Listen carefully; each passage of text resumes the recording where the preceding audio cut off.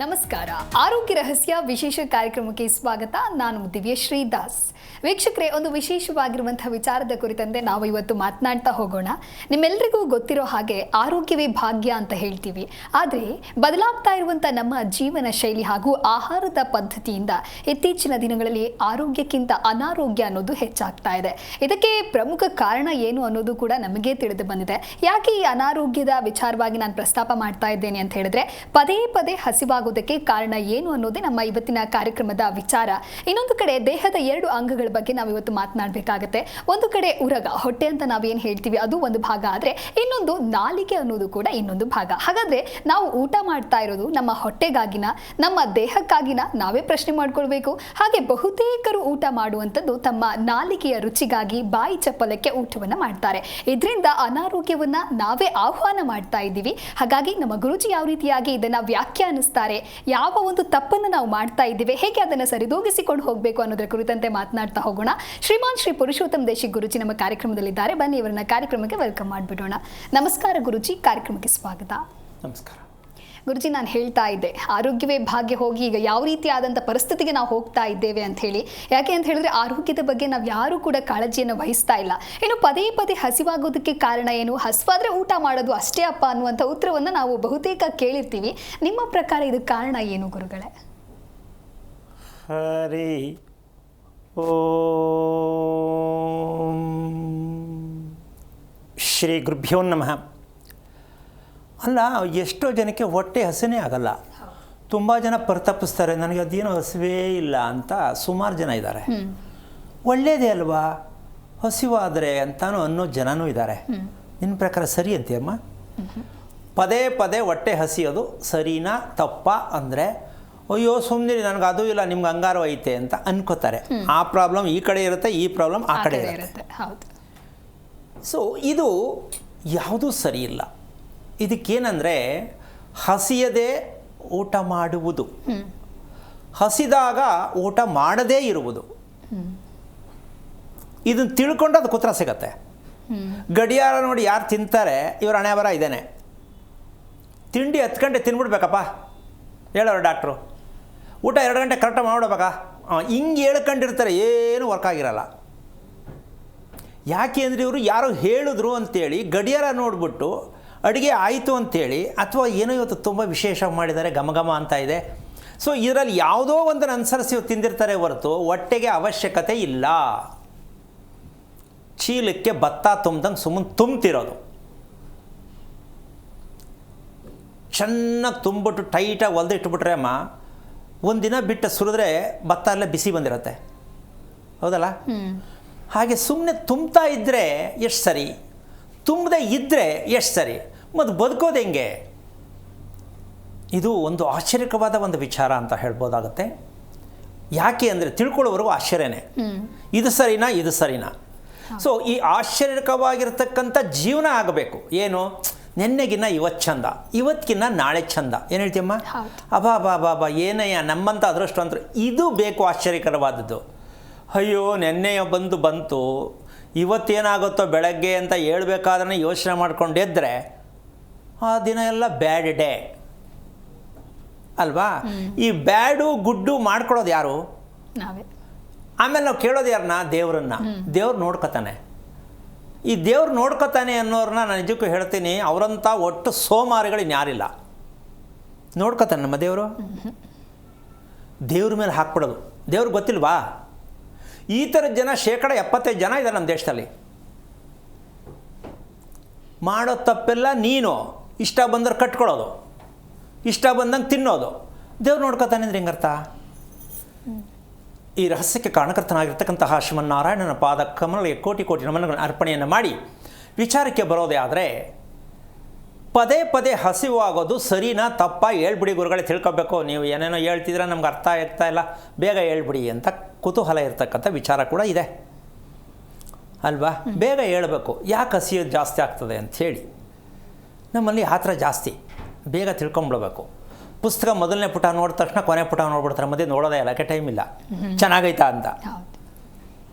ಆದರೆ ವಿಚಾರವನ್ನು ನಾವು ಗಮನಿಸ್ಕೊಳ್ಳೋದೇ ಆದರೆ, ಈ ಮನಸ್ಸುಗಳಲ್ಲಿ ಎಷ್ಟು ವಿಧ ಇರ್ಬೋದಮ್ಮ ನಿನ್ನ ಪ್ರಕಾರ ನಿನಗೆ ಗೊತ್ತಿರೋ ಹಾಗೆ?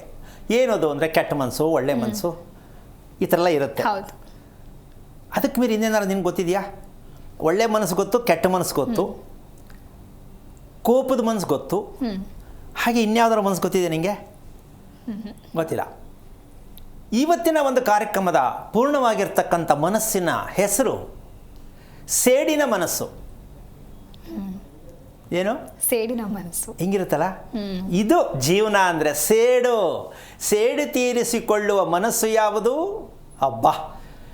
ಆಮೇಲೆ ಇವತ್ತು ಒಂದು ವಿಶೇಷ ಏನಂದರೆ, ಸ್ವಲ್ಪ ಎಷ್ಟೋ ಜನ ಹೇಳೋಕ್ಕಾಗಲ್ಲ, ಹೇಳ್ಕೊಳಕ್ಕಾಗಲ್ಲ, ಅನುಭವಿಸೋಕ್ಕೂ ಆಗಲ್ಲ, ಏನಕ್ಕೆ ಅಂತ ಗೊತ್ತಿಲ್ಲ.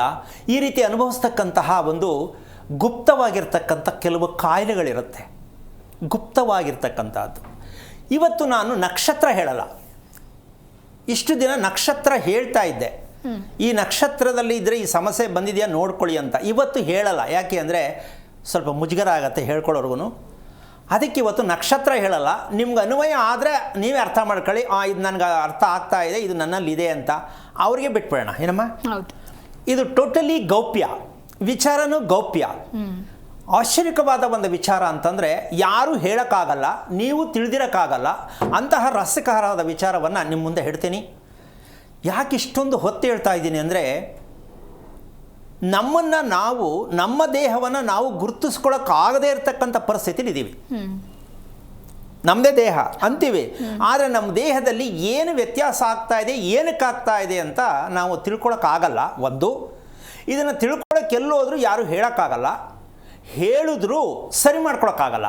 ಅಂತಹ ಒಂದು ರಹಸ್ಯಕರವಾದ ವಿಚಾರ ನಮ್ಮ ಮನುಷ್ಯನ ದೇಹದಲ್ಲಿ ಇರುತ್ತೆ. ಇದನ್ನು ನಾವು ಎಷ್ಟು ಚೆನ್ನಾಗಿ ಪರಿಚಯ ಮಾಡ್ಕೊಳ್ತೀವಿ ಅಂತಕ್ಕಂಥದ್ದೇ ಇವತ್ತು. ನಮ್ಮ ದೇಹ ನಮಗೆ ಪರಿಚಯ ಆಗಬೇಕಾ, ಬೇರೆಯವ್ರ ಪರಿಚಯ ಆಗಬೇಕಾ? ನಮಗೆ ಪರಿಚಯ ಆಗಬೇಕು. ನಮಗೆ ಪರಿಚಯ ಆಗೇ ಇಲ್ಲ, ನಾವು ಇನ್ನೊಬ್ಬರ ಬಗ್ಗೆ ತುಂಬ ಯೋಚನೆ ಮಾಡ್ತೀವಿ. ಅಯ್ಯೋ ಅದನ್ನೇ ಹಂಗಿದಾರಲ್ಲ.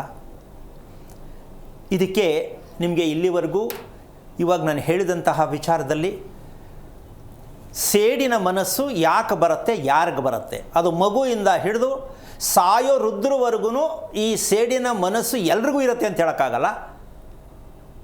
ಗುಪ್ತ ಸಂದೇಶವನ್ನು, ಗುಪ್ತ ಆರೋಗ್ಯ ಅನಾರೋಗ್ಯವನ್ನು ಅನುಭವಿಸುವವರಿಗೆ ಇದಿರುತ್ತೆ. ಅದನ್ನು ಹೇಳೋಕ್ಕಾಗಲ್ಲ, ಅನುಭವಿಸೋಕ್ಕೂ ಆಗಲ್ಲ, ಸರಿ ಮಾಡ್ಕೊಳ್ಳೋಕ್ಕೂ ಆಗಲ್ಲ. ಅಂತ ಅವರಿಗೆ ಸೇಡಿನ ಮನಸ್ಸಿರುತ್ತೆ. ಮತ್ತು ಅವ್ರ ಕತೆ ಏನು? ಸಾಧ್ಯನೇ ಇಲ್ಲ. ಇಂಥವರೇ ಆತ್ಮಹತ್ಯೆ ಮಾಡ್ಕೊಳ್ಳೋದು. ಯಾಕೆ ಅಂದರೆ ಹೇಳೋಕ್ಕಾಗಲ್ಲ ಅಂದರೆ ಇನ್ನೇನು ಮಾಡ್ಕೋಬೇಕು? ಆಮೇಲೆ ಅದಕ್ಕೆ ದಾರಿನೂ ಇಲ್ಲ. ಆಗಿರ್ತಕ್ಕಂತಹ ಒಂದು ಹಸಿವಿನಿಂದ, ಪದೇ ಪದೇ ಹಸಿವಿನಿಂದ ಈ ಸೇಡಿನ ಮನಸ್ಸು ಬರ್ತಾ ಇದೆ ಅಂದರೆ ಕಾರಣ ಏನಪ್ಪ ಹೇಳ್ಬಿಡಿ ಬೇಗ ಗುರುಗಳೇ ಅಂತ ನಿಮ್ಮೆಲ್ಲರ ಒಂದು ಪೀಠಿಕೆ ಅಂತ ಅನ್ಕೋತೀನಿ. ಹೇಳ್ಬೋಣ ಅಂತ್ಯಮ್ಮ? ಏನದು ಅಂದರೆ, ಒಂದು ಹೇಳುವಂಥ ವಿಚಾರಗಳನ್ನು ನಿಮಗೆ ಆಶ್ಚರ್ಯಕರವಾದ ವಿಚಾರ ಆಗಿರಬಹುದು, ಅಥವಾ ಇದು ಸಾಧ್ಯನಾ ಅಂತ ಅಂದ್ಕೊಳ್ಳಬಹುದು. ಇನ್ನು ಕೆಲವರೇ ಇಲ್ಲ ಇದರಲ್ಲಿ ಏನೋ ಒಂದು ಇದೆ ಅಂತಕ್ಕಂಥದ್ದು ಇರಬಹುದು. ಅಂತಹ ಒಂದು ಸದ್ವಿನಿಯೋಗ ಮಾಡ್ಕೊಳ್ತಕ್ಕಂತಹ ವಿಚಾರ ಇದು. ಕೆಟ್ಟದಾಗಿ ಅಯ್ಯೋಯ್ಯೋ ಈ ಥರನ ಅಂದ್ಕೊಳ್ಳೋದಲ್ಲ. ಇಷ್ಟು ದಿನ ನಾನು ಇಷ್ಟು ಅನುಭವಿಸ್ತಾ ಇದ್ದೆ, ಇದಕ್ಕೆ ಈ ವಿಚಾರದಿಂದ ನನಗೆ ಖುಷಿ ಆಯಿತು ಅಂತಕ್ಕಂಥ ವಿಷಯ ಕೂಡ ನಿಮ್ಗೆ ಅರ್ಥ ಆಗತ್ತೆ. ಅರ್ಥ ಮಾಡಿಕೊಂಡ್ರೆ ಮನಸ್ಸನ್ನು ನಿಮ್ಮ ಕೈಯಲ್ಲಿ ಇಟ್ಕೊಳ್ಳಿ, ಇನ್ನೊಬ್ಬರ ಕೈಗೆ ಕೊಡಬೇಡಿ. ನಾವು ಮನಸ್ಸನ್ನು ನಮ್ಮ ಕೈಯಲ್ಲಿ ಇಟ್ಕೊಳ್ಳೋಕ್ಕಾಗಿದೆಯೇನಮ್ಮ? ಈಗ ಮನಸ್ಸನ್ನು ರಿಪೇರಿ ಮಾಡ್ಕೊಳ್ಳೋರು ಯಾರು? ನಾವೇ. ಹೇಗೆ? ಕ್ವಶನ್ ಆನ್ಸರ್ ಇಲ್ಲ. ಒಂದು 6 ತಿಂಗಳು ಟೈಮ್ ಕೊಡ್ತೀನಪ್ಪ ಯಾರಿಗೇ ಆಗಲಿ. ನಿಮ್ಮ ಮನಸ್ಸನ್ನು ನೀವೇ ರಿಪೇರಿ ಮಾಡ್ಕೋಬೇಕು ಅಂತ ಗೊತ್ತು. ಆದರೆ ಹೇಗೆ, ಎಲ್ಲಿ, ಯಾರಿಂದ, ಯಾವಾಗ ಗೊತ್ತಿಲ್ಲ. ಯಾರೇ ಆಗಲಿ ದಯವಿಟ್ಟು ಅಲ್ಲ ಹೇಳ್ಬಿಡ್ತೀನಲ್ಲ ಇವಾಗ, ಅರ್ಥ ಆಗ್ಬೋದು, ಅಥವಾ ಹೇಳ್ದೇನೂ ಇರ್ಬೋದು, ಹೇಳಕ್ಕೆ ಬರಲ್ಲ. ಯಾಕೆ ಅಂದರೆ ವಿಚಾರ ಏನು ಶುರು ಮಾಡ್ತೀನಿ ಅದು ಪೂರ್ತಿ ಅರ್ಧ ಹೇಳೋಕ್ಕಾಗಲ್ಲ, ಪರಿಸ್ಥಿತಿ ಹಾಗಿರುತ್ತೆ. ಎಲ್ಲವನ್ನು ಅನುಸರಿಸಿ ನಾವು ಕಾರ್ಯಕ್ರಮ ಮಾಡಬೇಕಾದ ಕಾರಣದಿಂದ ಈ ರೀತಿ ಆಗುವ ಸಾಧ್ಯತೆ ಇರುತ್ತೆ. ಹೆಂಗಿದು ಹೇಳ್ಬಿಟ್ರೆ ಅಂದರೆ, ಯಾವುದನ್ನೇ ಆಗಲಿ ಮನುಷ್ಯ ಆಶ್ಚರ್ಯಕವಾದ ರೀತಿಯಲ್ಲಿ ಬದುಕಬೇಕು. ಏನಮ್ಮ? ಹೌದು. ಪ್ರತಿದಿನ ಆಶ್ಚರ್ಯ ಇರಬೇಕು. ಏನಪ್ಪ ಇದು, ಈ ಥರನೂ ಇರುತ್ತಾ, ಹೀಗೂ ಇರ್ಬೋದಾ, ಹೀಗೂ ಬದುಕ್ಬೋದಾ? ಈ ಥರ ಆಶ್ಚರ್ಯಕವಾದ ರೀತಿಯಲ್ಲಿ ನೀವು ಮಕ್ಕಳಿಗೂ ನೀವು ಕಲಿಸಿದ್ರೆ, ನೀವು ಕಲಿತರೆ ಎಷ್ಟೊಂದು ಖುಷಿ ಪಡ್ತೀರಾ ಅಂದರೆ ವಯಸ್ಸಾಗೋದು ಗೊತ್ತಾಗಲ್ಲ, ದಿನ ಕಳೆಯೋದು ಗೊತ್ತಾಗಲ್ಲ, ಸಮಸ್ಯೆ ಅನ್ನೋದು ಗೊತ್ತೇ ಇಲ್ಲ, ಕಷ್ಟ ಅಂದರೆ ಏನು ಅಂತ ಅರಿವೇ ಆಗಲ್ಲ. ಎಂಥ ಅದ್ಭುತವಾದ ಪವಾಡ ಕೊಟ್ಟಿದ್ದಾನೆ ರೀ ಭಗವಂತ. ಇಂಥ ದೇಹವನ್ನು ರಚನೆ ಮಾಡಿ ಈ ಭೂಮಂಡಲಕ್ಕೆ ಕಳಿಸಿದ್ದಾನೆ ಅಂದರೆ ಎಷ್ಟು ಕೋಟಿ ಸಲ್ಯೂಟ್ ಹೊಡಿಬೇಕು. ನಾವು ಸಲ್ಯೂಟ್ ಹೊಡಿತಾ ಇಲ್ಲ, ಪೂಜೆ ಮಾಡಕ್ಕೆ ಕೊಟ್ಟಿದ್ದೀವಿ ಮಂತ್ರ ಹೇಳ್ಕೊಂಡು. ಏನು ಮಾಡೋಣ? ಏನು ನೀವು ಅಷ್ಟು ಕಷ್ಟಪಡಬೇಕಾಗಿಲ್ಲ, ನಿಮ್ಮ ದೇಹ ಪರಿಚಯ ಮಾಡ್ಕೊಳ್ಳಿ ಸಾಕು ಅಂತ ನಾನು ಹೇಳ್ತೀನಿ. ಬೇರೆಯವ್ರು ಹೇಳಬೇಕಲ್ಲ, ದೇವರಿದ್ದಾನೆ ಬಿಡಿ ಒಳ್ಳೆಯದಾಗತ್ತೆ, ಅಮಾವಾಸ್ಯೆ ಕಳೀಲಿ ಅಂತ ಹೇಳೋರೇ ಜಾಸ್ತಿ. ಎಷ್ಟು ಅಮಾವಾಸ್ಯೆ ಕಳೆದ್ರೂ ಜೀವನದಲ್ಲಿ ಒಳ್ಳೆಯದಾಗಲ್ಲ. ಯಾಕೆ ಅಂದರೆ ಏನು ಮಾಡೋಕ್ಕಾಗಲ್ಲ, ಹೇಳ್ತಾ ಇದ್ದಾರೆ, ನೀವು ಕೇಳಿಸ್ಕೊತಾ ಇದ್ದೀರ. ಆದರೆ ಈ ಒಂದು ಕಾರ್ಯಕ್ರಮ ಅಂದರೆ ಆರೋಗ್ಯ ರಹಸ್ಯ ಅಂದರೆ ಕೇಳೋಕ್ಕಾಗದೇ ಇರತಕ್ಕಂಥ ರಹಸ್ಯ ಇರುತ್ತೆ ಅಂತ ನಿಮ್ಮೆಲ್ಲರಿಗೂ ಪ್ರತಿದಿನ ಅರ್ಥ ಆಗಬೇಕು ಅಂತಕ್ಕಂಥದ್ದು ವಿಚಾರ. ವಿಷಯಕ್ಕೆ ಬರೋಣ. ಊಟವನ್ನು ಮಾಡ್ತಕ್ಕಂತಹ ಸೇವನೆ ಮಾಡ್ತಕ್ಕಂಥ ನಾವು ಅದು ದೇಹದ ಒಳಗಡೆ ಕರಗುತ್ತೆ ಅಂತ ತಿಳ್ಕೊಂಡಿದ್ದೀವಿ. ನಾವು ತಿಳ್ಕೊತಾ ಇದ್ದೀವಿ, ಊಟ ಮಾಡ್ತಾ ಇದ್ದೀವಿ, ಹೌದಲ್ಲಮ್ಮ? ಹೌದು. ಬಾಯಲ್ಲಿ ಹಾಕ್ತೀವಿ, ಹೊಟ್ಟೆಗೆ ಹೋಗುತ್ತೆ, ಹೊಟ್ಟೆಯಿಂದ ಕರಗುತ್ತೆ, ಕರಗಿ ಹೊರಗೆ ಬರುತ್ತೆ, ಮುಗೀತಲ್ಲ? ಆಯಿತಾ? ಮುಗೀತಲ್ಲ ಎಲ್ಲ? ಸರಿ, ನಾವು ತಿಳ್ಕೊಂಡು ಆ ಥರ ಇದೆಯಾ ದೇಹ? ನೋಡ್ಕೊಳ್ಳಿ, ಸಾಧ್ಯ ಇಲ್ಲ. ಯಾಕೆ ಅಂದರೆ ನಮಗದು ಪರಿಚಯ ಆಗಿಲ್ಲ, ಕೇಳ್ತೀವಿ ಅಷ್ಟೇ, ಪರಿಚಯ ಆಗಿಲ್ಲ. ಇದಕ್ಕೇನು ಹೇಳ್ಬೋದು ಅಂದರೆ ಕೆಟ್ಟ ಮನಸ್ಸು ಅನ್ನೋದಕ್ಕಿಂತ ಹೆಚ್ಚಾಗಿ ಸೇಡಿನ ಮನಸ್ಸು. ಇದು ಮೊದಲನೇದಾಗಿ ಆಹಾರ ಕೊಳೆಯುತ್ತಿರುವ ಕಾರಣ, ನಾವು ಸೇವನೆ ಮಾಡಿದ ಆಹಾರ ಕೊಳೆಯುತ್ತಿರುವ ಕಾರಣ ಈ ಸೇಡಿನ ಮನಸ್ಸು ಉತ್ಪತ್ತಿಯಾಗತ್ತೆ. ಕೊಳಿತಾ ಇದೆ ಅಂತ ಒಪ್ಕೋಬೋದಾ? ಡೌಟು ಅಂತೀಯಮ್ಮ? ಒಪ್ಕೊಬೇಕು. ಯಾಕೆಂದರೆ ಕೆಲವರು ಚೆನ್ನಾಗಿ ತಿನ್ನಬೇಕು ಅಂತ ಹೇಳ್ತಾರೆ, ಅದು ಕೊಳೆಯುತ್ತೆ ಅಂತ ಗೊತ್ತಿಲ್ಲ ಹೇಳೋರಿಗೆ. ಚೆನ್ನಾಗಿ ತಿನ್ನಬೇಕಪ್ಪ ಅಂತಾರೆ. ಮಕ್ಕಳಿಗೆ ಅಪ್ಪ ಅಮ್ಮನೂ ಚೆನ್ನಾಗಿ ತುರುಕ್ತಾರೆ, ಯಾಕೆಂದರೆ ಮಗ ಚೆನ್ನಾಗಾಗಲಿ ಅಂತ. ಅಲ್ಲ, ಮಗ ಹಾಳಾಗ್ತಾ ಇದೆ ಅಂತ ನಿಮಗೆ ಗೊತ್ತಿಲ್ಲ. ನೀವು ತುರುಕ್ತಾ ಇರೋದು ಏನಾಗ್ತಾ ಇದೆ ಅಂದರೆ ಅದನ್ನು ಹೇಳೋಕ್ಕೆ ಪದಗಳೇ ಸಾಕಾಗಲ್ಲ. ಹಾಗಂತ ಮಕ್ಕಳಿಗೆ ಊಟ ಕೊಡಬಾರ್ದಾ? ಕೊಡಬೇಕು. ಮೊದಲು ನೀವು ತಿಳ್ಕೊಬೇಕು, ನೀವು ಹೇಗಿದ್ದೀರಾ ನೀವು ಮಾಡೋ ಊಟದಲ್ಲಿ ಅಂತ ತಿಳ್ಕೊಂಡ್ರೆ ಮಕ್ಕಳಿಗೆ ನೀವು ಕೊಡ್ಬೋದು. ಏನಮ್ಮ, ನೀವು ಊಟ ಮಾಡಿದ್ದೀರಾ, ಅನುಭವ ಆಗಿದೆ, ಅನುಭವಿಸ್ತಾ ಇದ್ದೀರಾ, ಅದು ನೀವು ಮಕ್ಕಳಿಗೆ ಅದನ್ನೇ ಮಾಡ್ತಾ ಇದ್ದೀರಾ. ಸೊ ಈಗ ಮಕ್ಕಳನ್ನ ಚೆನ್ನಾಗಿರಬೇಕು, ಭವಿಷ್ಯ ಫ್ಯೂಚರ್ ಅಂತ ಕೇಳ್ತೀರಾ, ಎಲ್ಲಿಂದ ಆಗತ್ತೆ? ಈ ಕೊಳಿತಕ್ಕಂತಹ ವಿಚಾರ ಯಾಕೆ ಅಂದರೆ ಊಟ ಮಾಡುವಾಗ ಮನಸ್ಸು ಅಂತಕ್ಕಂತಹ ಒಂದು ವಿಚಾರದಲ್ಲಿ ಈ ದ್ವೇಷ ಅಂತಕ್ಕಂಥದ್ದು ಜಾಸ್ತಿ ಉದ್ವೇಗ ಆಗ್ತಾ ಇರತಕ್ಕಂತಹ ದ್ವೇಷ. ಅದು ವಿಷಯ ಯಾವ್ದು ತನ್ನ ಜೀವನಕ್ಕೆ ತಾನೇ ದ್ವೇಷ ಮಾಡ್ಬೋದು. ಗಂಡನ ಬಗ್ಗೆ ದ್ವೇಷ, ಮಕ್ಕಳ ಬಗ್ಗೆ ದ್ವೇಷ, ಕುಟುಂಬದ ಬಗ್ಗೆ ಯಾವುದೋ ಒಂದು ದ್ವೇಷ ಇರುತ್ತೆ. ಈ ದ್ವೇಷ ಉತ್ಪತ್ತಿ ಆಗೋದಕ್ಕೆ ಆಹಾರ ಕೊಳೆಯುತ್ತಿರುವ ಪದ್ಧತಿಯ ಕಾರಣದಿಂದಾಗಿ ಈ ರೀತಿಯಾದ ಮನಸ್ಸು ಬರುತ್ತೆ. ಹೆಂಗಪ್ಪ ಅದು ಕೊಳೆಯೋದಾದ್ರೆ ಹಂಗಾರೆ ಏನು ಕತೆ ಆಗಾದ್ರೆ? ಮತ್ತು ಒಳಗಡೆ ನಾವೇನು ಮಾಡೋಕ್ಕಾಗತ್ತೆ? ಭಗವಂತ ಕೊಟ್ಟಿರೋದಲ್ವಾ? ಇದಕ್ಕೆ ಮೊದಲನೇ ಆಪ್ಷನ್, ನಾವು ತಿನ್ನುವ ವೇಗ, ಆಹಾರ ಸೇವನೆ ಮಾಡುವ ವೇಗ.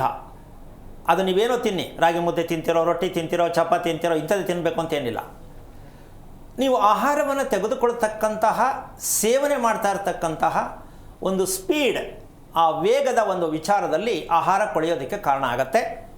ಇದು ಸಾಮಾನ್ಯವಾಗಿ ಸಸ್ಯಾಹಾರಿಗಳಿಗೆ ತುಂಬ ಚೆನ್ನಾಗಿರುತ್ತೆ ಅಂತ ಕೆಲವು ತಿಳ್ಕೊಂಡಿರ್ತಾರೆ, ಮಾಂಸಾಹಾರಿಗಳಿಗೆ ಬೇರೆ ಅಂತ ಅಂದ್ಕೊಂಡಿರ್ತಾರೆ. ಸತ್ಯವೂ ಕೂಡ. ಸಸ್ಯಾಹಾರಿಗಳಿಗೆ ಕಾಯಿಲೆ ಬಂದಿಲ್ವಾ? ಅವ್ರಿಗೆ ಆಹಾರ ಕೊಳೆಯಲ್ವಾ? ಕೊಳೆಯುತ್ತೆ. ಮಾಂಸಾಹಾರಿಗಳಿಗೆ ಸಿಕ್ಕಾಬಟ್ಟೆ ಕೊಳೆಯುತ್ತೆ. ಯಾಕೆ ಅನ್ನೋದು ಬೇಗ ಹೊರಗೆ ಬರಲ್ಲ. ಈ ಸೇಡಿನ ಮನಸ್ಸು ಯಾರಿಗಿರುತ್ತೆ ಅಂದರೆ ಮಾಂಸಾಹಾರ ತುಂಬ ಬಳಸೋರು, ತುಂಬ ಬೆಳಿಗ್ಗೆ ಮಧ್ಯಾಹ್ನ ಸಂಜೆ ಬೇಕೇ ಬೇಕು ಇಂಥವ್ರು ನೋಡ್ರಿ, ಅದು ಕೊಳಿತಾನೇ ಇದೆ ರೀ, ಹೊರಗೆ ಬರಲ್ಲ ರೀ. ಪ್ರತಿ ಸಮಯದಲ್ಲಿ ತಿನ್ನುತ್ತಿರುವ ಮಾಂಸಾಹಾರ ಹೊರಗೆ ಬರೋಕ್ಕೆ ನೀವು ಅಂದ್ಕೊಂಡ್ರಷ್ಟು ಮಟ್ಟಕ್ಕಾಗಲ್ಲ. 3 ದಿನ, 4 ದಿನ, 5 ದಿನ ಬೇಕಾದ್ರೆ ಆಗಬಹುದು. ನೀವು ಅಂದ್ಕೊಂಡಿದ್ದೀರಾ ಇಲ್ಲ ಸ್ವಾಮಿ, ಬೆಳಿಗ್ಗೆ ತಿಂದೆ, ರಾತ್ರಿ ಕ್ಲೀನ್ ಆಯಿತು, ಮಧ್ಯಾಹ್ನ ಕ್ಲೀನ್ ಆಯಿತು ಅಂದ್ಕೊಂಡ್ರೆ ಯಾವುದು ಕ್ಲೀನ್ ಆಯಿತು ಅಂತ ನಿಮ್ಗೆ ಗೊತ್ತಿಲ್ಲ. ಆಹಾರ ಯಾವ್ದು ತಿಂದಿದ್ದೀವಿ, ಯಾವ್ದು ಹೊರಗೆ ಬಂದಿದೆ, ಯಾರು ನೋಡ್ಕೊಳ್ಳೋಕ್ಕೆ ಸಾಧ್ಯ ಇದೆಯಾ? ಇಲ್ಲ. ಅದು ನೋಡಬೇಕಾ? ಅದು ನಾನು ಹೇಳೋಕ್ಕಾಗಲ್ಲ. ಯಾಕೆ ಅಂತಂದರೆ ನಿಮ್ಮ ವೈಯಕ್ತಿಕವಾದ ಅಭ್ಯಾಸಗಳು ಯಾವ ಥರ ಇರುತ್ತೋ ನಂಗೆ ಗೊತ್ತಿಲ್ಲ. ಆದರೆ ಒಂದು ತಿಳ್ಕೋಬೇಕು, ನಾವು ಏನೇ ಮಾಡಿದ್ರೂ ಫಲಿತಾಂಶವನ್ನು ನಾವು ಗಮನಿಸ್ತೀವಿ. ಪರೀಕ್ಷೆಯಲ್ಲಿ ಬರಿತೀವಿ, ಫಲಿತಾಂಶ ನೋಡ್ತೀವಿ. ಏನಮ್ಮ? ಹೌದು. ಹೌದಲ್ವಾ? ಹಾಗೆ ನಮ್ಮ ದೇಹದಲ್ಲಿ ತಗೊಳ್ತಕ್ಕಂಥ ಆಹಾರ ಯಾವ ರೀತಿಯಾಗಿ ಸೇವನೆ ಮಾಡೋದು, ಯಾವ ರೀತಿಯಾಗಿ ಹೊರಗೆ ಬರೋದಕ್ಕೆ ನಮ್ಮ ಪ್ರಯತ್ನ ಏನು, ಅದು ಕರೆಕ್ಟ್ ಇದೆಯಾ ಇಲ್ವಾ, ಇದಕ್ಕೆ ನಾವು ಯಾವ ರೀತಿಯಾಗಿ ನಾವು ತಿಳ್ಕೋಬೇಕಾಗತ್ತೆ ಅಂತಕ್ಕಂಥ ವಿಚಾರವನ್ನು ತಿಳಿಯದೇ ಇರ್ತಕ್ಕಂಥ ಅವರಿಗೆ ಈ ರೀತಿಯಾಗಿ ಸೇಡಿನ ಮನಸ್ಸು ಬಂದರೆ ಗಂಡ ಉಳಿಬೋದಾ, ಸಂಸಾರ ಉಳಿಯುತ್ತಾ? ಆಗತ್ತೇನಮ್ಮ? ಸೇಡಿನ ಮನಸ್ಸಿರೋರಿಗೆ ಯಾರು ಎದುರುಗಡೆ ಉಳ್ಕೊಳಕ್ಕಾಗತ್ತಾ? ಆಗಲ್ಲ. ಆಗಲ್ಲ. ಹಾಗಿರಬೇಕಾದ್ರೆ ಇದಕ್ಕೆ ಮೂಲ ಕಾರಣ ಇದು ಸೇವನೆ ವಿಚಾರನ ನಾನು ಸಾಕಷ್ಟು ಪ್ರತಿದಿನದಲ್ಲಿ ಒಂದು 2-3 ನಿಮಿಷನಾದರೂ ಇದ್ರ ಬಗ್ಗೆ ಮಾಹಿತಿ ಕೊಡ್ತಾನೆ ಇರ್ತೀನಿ. ಈ ರೀತಿ ಕೊಳೆಯುವುದಕ್ಕೆ ಕಾರಣ ಏನು ಅಂತಕ್ಕಂತಹ ಲೆಕ್ಕಾಚಾರಕ್ಕಿನ್ನ ಇನ್ನೊಂದು ಅತಿ ಮುಖ್ಯವಾದ ವಿಷಯ, ಮನೆಗೆ ಒಂದು ಶ್ರೇಷ್ಠವಾದ ಆಭರಣ, ಮನುಷ್ಯ ಆಭರಣ ಹಾಕೋತಾರೆ ಚೆನ್ನಾಗಿ ಕಾಣಲಿ ಅಂತ, ಹೌದಲ್ಲಮ್ಮ? ಮನೆಗೊಂದು ಆಭರಣ, ಶ್ರೇಷ್ಠವಾದ ಆಭರಣ ಬೇಕು, ಇರಬೇಕು ಅಂತ ಇವತ್ತು ಹೇಳ್ತೀನಿ ನಾನು. ಮನೆಗೊಂದು ಶ್ರೇಷ್ಠವಾದ ಆಭರಣ ಬೇಕು. ಮನೆಗೆ ಆಭರಣ ಯಾವುದು? ತೋರಣ ಕಟ್ಟೋದಾ, ಹೂ ಅಲಂಕಾರ ಮಾಡೋದಾ, ಬಣ್ಣ ಹೊಡೆಯೋದಾ? ಅಲ್ವಮ್ಮ? ಮನೆಯ ಶ್ರೇಷ್ಠವಾದ ಆಭರಣ ಯಾವುದು ಅಂತಕ್ಕಂತಹ ಒಂದು ವಿಚಾರಕ್ಕೆ ಹೋದರೆ ತುಂಬ ಕಷ್ಟ ಯೋಚನೆ ಮಾಡೋಕ್ಕೆ. ಅಂದರೆ ಅದನ್ನು ಹೇಳ್ತೀನಿ ಇವಾಗ, ಕೇಳಿದ್ರೂ ಕೂಡ ನಿಮಗೆ ತುಂಬಾ ಅಯ್ಯೋ ಇದೇನಪ್ಪ ಹಿಂಗೆ ಹೇಳ್ಬಿಟ್ರಲ್ಲ ಅಂತ ಅನ್ಕೋತೀರಾ. ಯಾವುದು ಅಂದರೆ ನಿಮ್ಮ ಮನೆಯಲ್ಲಿ ಇರ್ತಕ್ಕಂತಹ ಟಾಯ್ಲೆಟ್. ಇದು ಮನುಷ್ಯನಿಗೆ ದೇಹದಲ್ಲಿ ಇರ್ತಕ್ಕಂತಹ ಶತ್ರುಗಳಿದ್ದಾರೆ ಅಂತ ಗೊತ್ತೇನಮ್ಮ? ನಮ್ಮ ದೇಹದಲ್ಲಿ ಶತ್ರುಗಳಿದ್ದಾರಾ ಇಲ್ವಾ? ಇದ್ದಾರೆ. ಯಾರವರು ಗೊತ್ತಾಗಬೇಕಲ್ಲ. ನಮ್ಮ ದೇಹದಲ್ಲಿ ಶತ್ರುಗಳಿದ್ದಾರೆ. ಯಾರು? ಕೋಪ, ದುಃಖ, ರೋಗ, ಭಯ, ದ್ವೇಷ, ಇದೆಲ್ಲ ನಮ್ಮ ದೇಹದಲ್ಲಿ ತಾನೇ ಇರೋದು. ಹೌದು. ಈಗ ಇವ್ರನ್ನ ಹೊರಗಡೆ ಕಳಿಸೋದು ಹೇಗೆ? ಈ ಹೊರಗಡೆ ಕಳಿಸ್ತಕ್ಕಂಥ ಜಾಗನೇ ನಿಮ್ಮ ಮನೆಯಲ್ಲಿರ್ತಕ್ಕಂಥ ವಾಶ್ರೂಮ್. ಇದೇನಿದು ದೇವ್ರ ಮನೆ ಬಗ್ಗೆ ಹೇಳ್ತಾರೆ ಅಂದರೆ ವಾಶ್ರೂಮ್ ಬಗ್ಗೆ ಬಂದ್ಬಿಟ್ರಲ್ಲ ಇವರು. ಎಲ್ಲರೂ ಹೇಳ್ತಾರೆ ದೇವ್ರ ಮನೆ ಬಗ್ಗೆ, ಮಂತ್ರ ಹೇಳ್ತಾರೆ, ಪೂಜೆ ಹೇಳ್ತಾರೆ, ವ್ರತ ಹೇಳ್ಕೊಡ್ತಾರೆ. ನಮ್ಮ ಟಾಪಿಕ್ ಅದಲ್ಲ ರೀ. ನಮ್ಮ ದೇಹವನ್ನು ದೇವಾಲಯನ್ನಾಗಿ ಮಾಡ್ತಕ್ಕಂಥ ಸ್ಥಳ ಯಾವುದು ಅಂದರೆ ವಾಶ್ರೂಮ್. ಒಪ್ಕೋಬೋದಲ್ಲ? ಯಾಕೆಂದ್ರೆ ಈ ಶತ್ರುಗಳು ಹೊರಗೆ ಬರೋದೇ ಆ ಜಾಗದಲ್ಲಿ. ಈಗ ಪೂಜೆ ಯಾವುದಕ್ಕೆ ಮಾಡಬೇಕು ಯೋಚನೆ ಮಾಡಿ, ನಿಮ್ಗೆ ಆಶ್ಚರ್ಯ ಅನಿಸ್ಬೋದು. ದೇವ್ರ ಮನೇಲಿ ಮಂತ್ರ ಹೇಳ್ತಿರಲ್ಲ ಅದಲ್ಲ ರೀ. ನೀವು ಆ ಬೇಸನಲ್ಲಿ ಕೂತ್ಕೋತಿರಲ್ಲ, ಅದು ರೀ ಪೂಜೆ ಮಾಡೋ ವಿಧಾನ. ಅದು ರೀ ನಿಮ್ಮ ಮನಸ್ಸಿಗೆ ಬರ್ತಕ್ಕಂಥ ಖುಷಿ, ಅದು ರೀ ನಿಮ್ಮ ಮನಸ್ಸಿಗೆ ಬರ್ತಕ್ಕಂಥ ಆರೋಗ್ಯ, ಅದು ರೀ ನಿಮ್ಮ ಜೀವನ, ಅದುವೇ ನಿಮ್ಮ ದಾಂಪತ್ಯ. ನಾವಲ್ಲಿ ಮಾಡೋದೆಲ್ಲ ಬರೀ ಅವಿವೇಕತನದ ಮನಸ್ಥಿತಿ. ಯಾಕೆ ಅಂದರೆ ಆ ಬಾತ್ರೂಮ್, ವಾಶ್ರೂಮ್ ಅಂತ ಏನು ಹೇಳ್ತೀವೋ, ಈಗ ಇನ್ನೊಂದು ಇದು ಟಾಯ್ಲೆಟ್ ಯಾವುದು, ಬಾತ್ರೂಮ್ ಯಾವುದು, ವ್ಯತ್ಯಾಸಗಳೇ ಗೊತ್ತಿಲ್ಲ ನಮ್ಗೆ. ಯಾವ್ಯಾವುದೋ ಹೇಳ್ತಾರೆ. ಅದೊಂದು ಆಶ್ಚರ್ಯ. ಬಾತ್ರೂಮ್ ಅಂತಾರೆ, ವಾಶ್ರೂಮ್ ಅಂತಾರೆ, ಟಾಯ್ಲೆಟ್ ಅಂತಾರೆ, ಯಾವ್ದು ಕೇಳ್ತಾರೆ ಗೊತ್ತಿಲ್ಲ. ಅದು ಯಾವುದೋ ಒಂದು ತಿಳ್ಕೊಳ್ಳಿ ಒಟ್ಟಿನಲ್ಲಿ. ಸೊ ಈಗ ಆ ಶ್ರೇಷ್ಠವಾದ ಜಾಗ ಆಗಿರಬೇಕಾದ್ರೆ ನಾವು ಮೊದಲನೇದಾಗಿ ಇಂಡಿಯನ್ ಟಾಯ್ಲೆಟ್ ಯಾರಲ್ಲಿ ಇರುತ್ತೋ ಅವರಿಗೆ 50% ಆರೋಗ್ಯ ಪ್ರಾಪ್ತಿಯಾಗತ್ತೆ ಅಂತ. ಇಂಡಿಯನ್ ಟಾಯ್ಲೆಟ್ ವೆಸ್ಟರ್ನ್ ಟಾಯ್ಲೆಟ್ಗೆ ಹೋಗಂಗಿಲ್ಲ ನಾವು ಅಂತ ನಮ್ಮ ಕಂಡೀಷನ್ ಆಗ್ತಾ ಇಲ್ಲ. ನಿಮ್ಮ ದೇಹವನ್ನು ಯಾವ ರೀತಿಯಾಗಿ ಸೋಮಾರಿತನದಿಂದ ಹಾಳು ಮಾಡುತ್ತೆ ವೆಸ್ಟರ್ನ್ ಟಾಯ್ಲೆಟ್. ಫ್ಯಾನ್ಸಿ, ಅಲ್ಲೂ ಫ್ಯಾನ್ಸಿ. ನಮಗೆ ನಮ್ಮ ದೇಹ ಎಷ್ಟು ಹಾಳಾಗತ್ತೆ ವೆಸ್ಟರ್ನ್ ಟಾಯ್ಲೆಟಲ್ಲಿ ಕೂತ್ರು ಅಂತ ಗೊತ್ತಿದೆಯಾ? ನಮಗೆ ತಿಳ್ಕೊಂಡಿದ್ದೀವ? ಫ್ಯಾನ್ಸಿ. ಯಾಕೆಂದ್ರೆ ಎಲ್ರಿಗೂ ಅದೇ ರೋಗ, ಮಂಡಿ ರೋಗ, ಇಮ್ಡಿ ರೋಗ, ಮಂಡಿ ರೋಗ, ಇಮ್ಡಿ ರೋಗ. ಅದಕ್ಕೆ ವೆಸ್ಟರ್ನ್ ಬೇಕೇ ಬೇಕು. ಈಗ ಸಾಮಾನ್ಯವಾಗಿ ಇದಕ್ಕೆ ಸಂಬಂಧಪಟ್ಟಂಥ ಇನ್ನೊಂದು ರೋಗ ಶುರುವಾಗ್ತಾ ಇದೆ. ಏನು? ಮನೆಗೆ ಏನಿದ್ರು ಲಿಫ್ಟ್ ಬೇಕಪ್ಪ, ಬಂದ್ಬಿಟ್ಟಿದ್ವಿ ಈ ಮಟ್ಟಕ್ಕೆ. ಹೌದಾ? ಮನೆಗೆ ಲಿಫ್ಟ್ ಹಾಕ್ಕೊಂಡ್ರಿ ನೇಣು ಹಾಕ್ಕೊಂಡಂಗೆ ಇರುತ್ತೆ ಮನೆ. ಅದು ಯಾವ ಮನೆಯಲ್ಲಿ ಲಿಫ್ಟ್ ಬಳಸ್ತಿರೋ ದಯವಿಟ್ಟು ತಪ್ಪಾಗಿ ತಿಳ್ಕೊಬೇಡಿ. ಅದರ ಸತ್ಯ ತಿಳ್ಕೊಂಡ್ರೆ ನಿಜಕ್ಕೂ ಲಿಫ್ಟ್ ಬೇಕಾ ಅನಿಸುತ್ತೆ. ಏನೂ ಮಾಡೋಕ್ಕಾಗಲ್ಲ. ಈ ತಾಂತ್ರಿಕ ಯುಗದಲ್ಲಿ ಆತ್ಮಹತ್ಯೆ ಮಾಡ್ಕೊಳ್ತಕ್ಕಂಥ ಒಂದು ಸ್ಟೈಲ್ ಏನಕ್ಕೆ ಜಾಸ್ತಿ ಆಗ್ತಾ ಇದೆ ಅಂದರೆ, ನಾವು ಹಾಕ್ಕೊಳ್ತಾ ಇರ್ತಕ್ಕಂಥ, ಮನೆಗೆ ಹಾಕಿರ್ತಕ್ಕಂಥ ಲಿಫ್ಟ್ ಯಾವ ಮಟ್ಟಕ್ಕೆ ಹೋಗಿದ್ದೀವಿ ಲೆಕ್ಕ ಹಾಕ್ಕೊಳ್ಳಿ ನೀವು. ಇನ್ನು ನಿಮಗೆ ದೇಹ ಎಷ್ಟು ಮಟ್ಟಕ್ಕೆ ನಿಮ್ಗೆ ಸಪೋರ್ಟ್ ಕೊಡ್ಬೋದು ಯೋಚನೆ ಮಾಡಿ. ಬದುಕಬೇಕಲ್ಲ ಅಂದರೆ ಹೆಂಗೆಂಗೋ ಬದುಕೋಕ್ಕಾಗಲ್ಲ ರೀ. ಬದುಕಿನ ರೀತಿಯಲ್ಲೇ ಬದುಕಬೇಕು. ಮಾಡೋದೆಲ್ಲ ಅನಾಚಾರ, ಮನೆ ಮುಂದೆ ಬೃಂದಾವನ ಅಂತ ಹಿರಿಯರು ಹೇಳ್ತಿದ್ರು. ಹಾಗೆ ಕಟ್ಟುವ ಮನೆ, ತಿನ್ನುವ ಊಟ, ಮಲಗುವ ನಿದ್ದೆ ಎಲ್ಲವೂ ಹಾಳು ಮಾಡಿಕೊಂಡು ದೇವ್ರ ಮುಂದೆ ಕೂತ್ಕೊಂಡು ದೇವ್ರಿಗೆ ಒಪ್ಪಿಸ್ಕೊಂಡು ದೇವ್ರಿಗೆ ಪೂಜೆ ಮಾಡ್ತಾ ಇದ್ದೀವಿ ಅಂತಕ್ಕಂತಹ ಈ ಅಜ್ಞಾನತ್ವದಲ್ಲಿ ಹೋಗ್ತಾ ಇದ್ದೀವಲ್ಲ, ಭಗವಂತ ನಮಗೆ ಕೊಟ್ಟಿರೋದು ಇದಕ್ಕೇನಾ? ಇದನ್ನು ವೇಸ್ಟ್ ಬಾಡಿಗಳು ಅಂತಾರೆ. ನಮ್ಮ ಭಾರತ ದೇಶದಲ್ಲಿ ಇರಬಾರ್ದ್ರಿ ಅಂತ ನಾನು ಹೇಳೋಕ್ಕಾಗಲ್ಲ.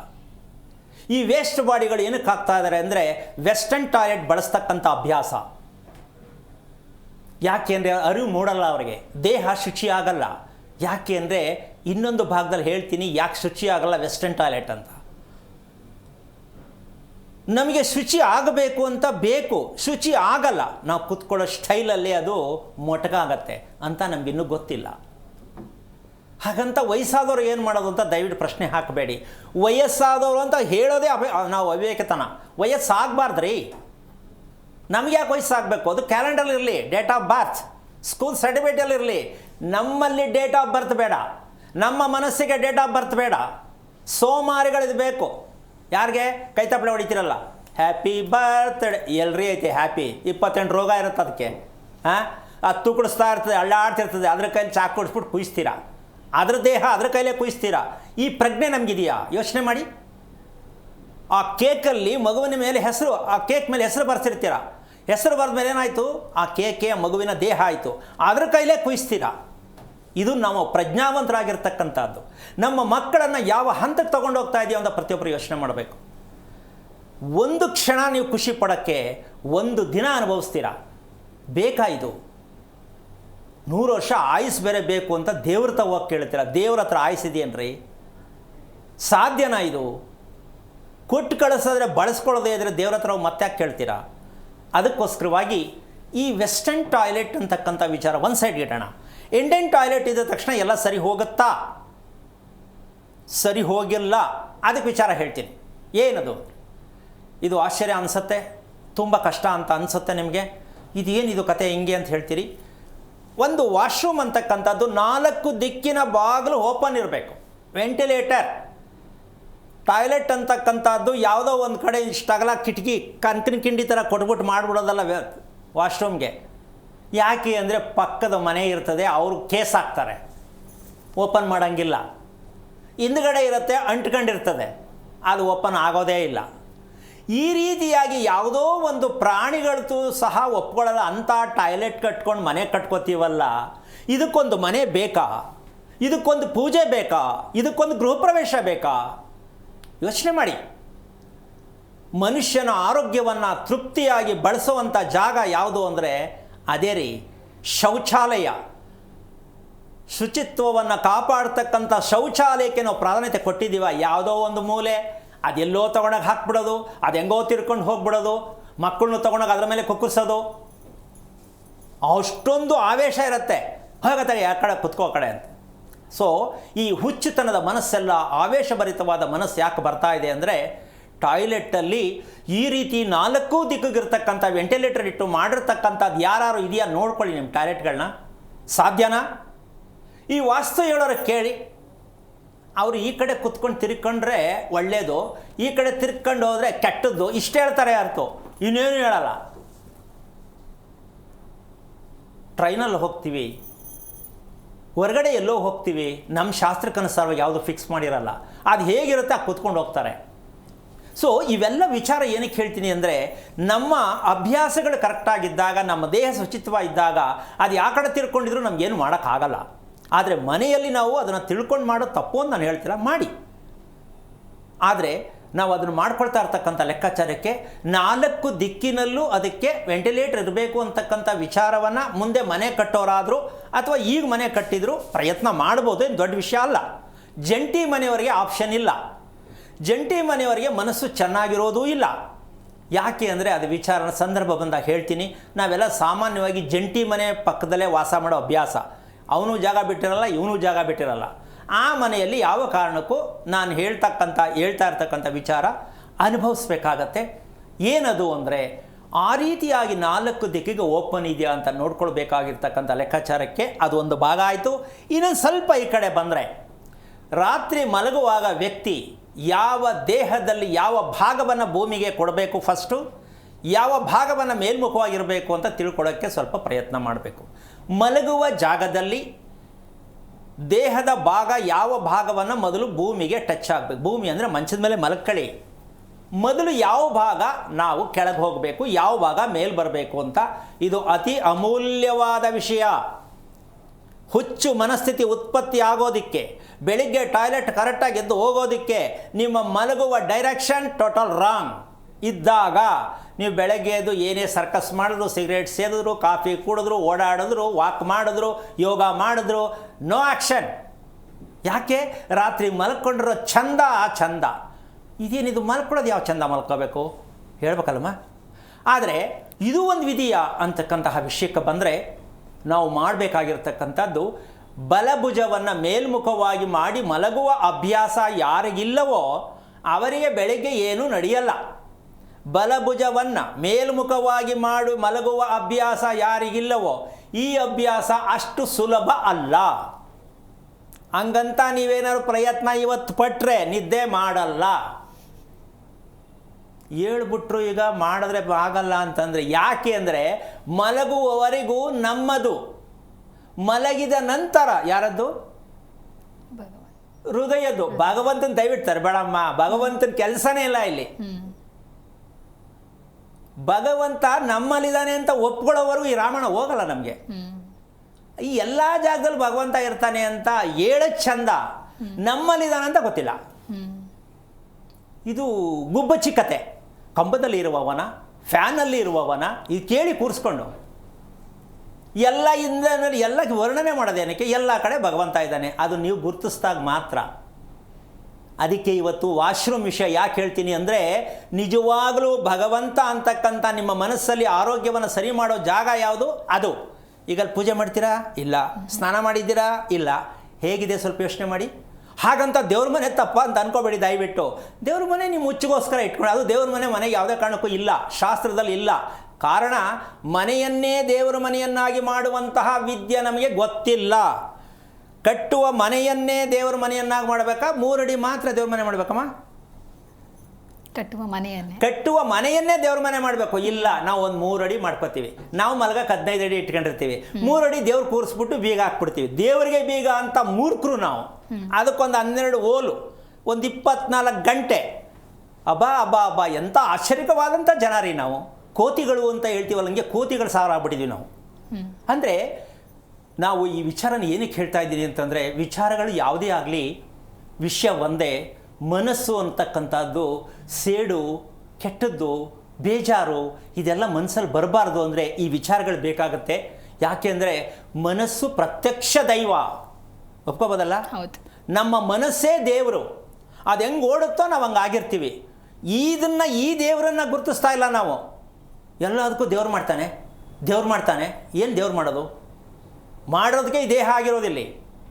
ಆದರೆ ಈ ಸತ್ಯವನ್ನು ತಿಳ್ಕೊಳ್ತಕ್ಕಂತಹ ಪ್ರತಿಯೊಂದು ವಿಚಾರಗಳು ಕೂಡ ನಮಗೆ ಅರ್ಥ ಆಗಬೇಕು ಅನ್ನೋದೇ ಆದರೆ ಈ ಗುಪ್ತ ರೋಗವನ್ನು ಇವತ್ತು ಹೇಳಬೇಕು. ಯಾಕೆ ಅಂದರೆ ಇಷ್ಟೆಲ್ಲ ಅನುಭವಿಸೋದ ಮೇಲೆ ನಾವು ಮಲಗೋದು ಗೊತ್ತಿಲ್ಲ, ಟಾಯ್ಲೆಟಲ್ಲಿ ಕೂತ್ಕೊಳ್ಳೋದು ಗೊತ್ತಿಲ್ಲ ಅಂತಕ್ಕಂತಹದ್ದು, ಟಾಯ್ಲೆಟ್ ಇರ್ತಕ್ಕಂಥ ರೀತಿ ನಮಗೆ ಗೊತ್ತಿಲ್ಲ ಅಂತಕ್ಕಂತಹ ಒಂದು ವಿಚಾರಕ್ಕೆ ಆಹಾರ ನಮಗೆ ಏನಕ್ಕೆ ಕೊಳಿತಾ ಇದ್ದರೆ ನಮ್ಮ ಗುಪ್ತವಾಗಿರ್ತಕ್ಕಂತಹ ವಿಚಾರಗಳನ್ನು ಯಾರಿಗೂ ಹೇಳೋಕ್ಕಾಗದೇ ಇರತಕ್ಕಂಥ ಅನುಭವಿಸ್ತಾ ಇರ್ತಕ್ಕಂಥವ್ರಿಗೆ ವಿಚಾರವನ್ನು ಇವತ್ತು ಹೇಳೋಣ. ನೀವೇ ಅರ್ಥ ಮಾಡ್ಕೊಳ್ಳಿ, ಇದರಿಂದ ಹೊರಗೆ ಬನ್ನಿ, ನೆಮ್ಮದಿಯಾಗಿ ಖುಷಿಯಾಗಿ ನಿದ್ದೆ ಮಾಡಿ, ಆರಾಮ ಖುಷಿಯಾಗಿರಿ. ಚಿಕ್ಕನಾಯಕನಹಳ್ಳಿಯಿಂದ ಮಾನಸ ಅಂತ ಹೇಳಿ ಕರೆ ಮಾಡಿದ್ದಾರೆ. ನಮಸ್ಕಾರ ಮಾನಸ. ನಮಸ್ತೆ ಮೇಡಮ್. ಯಾರ ಬಗ್ಗೆ ಕೇಳಬೇಕಾಗಿತ್ತು ಹೇಳಿ ಮೇಡಮ್? ನಮ್ಮ ಬಗ್ಗೆನೇ. ನಕ್ಷತ್ರ ತಿಳಿಸಿ. ಆಶ್ಲೇಷ ನಕ್ಷತ್ರ ಮೇಡಮ್. ಗುರುಗಳಿದ್ದಾರೆ, ನಿಮ್ಮ ಪ್ರಶ್ನೆ ಏನು ಅಂತ ಹೇಳಿ. ಹಲೋ, ನಮಸ್ತೆ ಗುರುಜಿ. ನಾರಾಯಣ, ಹೇಳಮ್ಮ, ಏನು ಓದಿದೆಯಾ? Sir, diploma computer science. ಎಷ್ಟು ವಯಸ್ಸಪ್ಪ ನಿಂದು? ಇವಾಗ 30. ಮದುವೆ ಆಗಿದೆ ಸರ್. ಎಷ್ಟು ವರ್ಷ ಆಯಿತು? 9 ವರ್ಷ ಆಗಿದೆ ಗುರುಜಿ. ಅಂದರೆ 21 ವರ್ಷಕ್ಕೆ ಮದುವೆ ಮಾಡ್ಕೊಂಡ್ಯಾ? 23. 23ಕ್ಕೆ ಮದುವೆ ಆಯಿತಾ? ಓಕೆ. ಸೊ ಈ ಮದುವೆ ಜೀವನ, ದಾಂಪತ್ಯ ಅಂತಕ್ಕಂಥದ್ದು ಎಷ್ಟು ಮಟ್ಟಕ್ಕೆ ಕ್ವಾಲಿಟಿ ಸಿಕ್ಕಿದೆಯಮ್ಮ ನಿಮಗೆ? ಕ್ವಾಲಿಟಿ ಗುರುಜಿ ಇನ್ನೇನು ಮನೆಯಲ್ಲೆಲ್ಲ ನೋಡಿದ್ರು ಆದ್ವಿ, ಇನ್ನೇನು ಅಲ್ಲ, ಯಾರೋ ನೋಡಿ ಮದುವೆ ಅಂತೂ ಆಯ್ತಲ್ವಾ?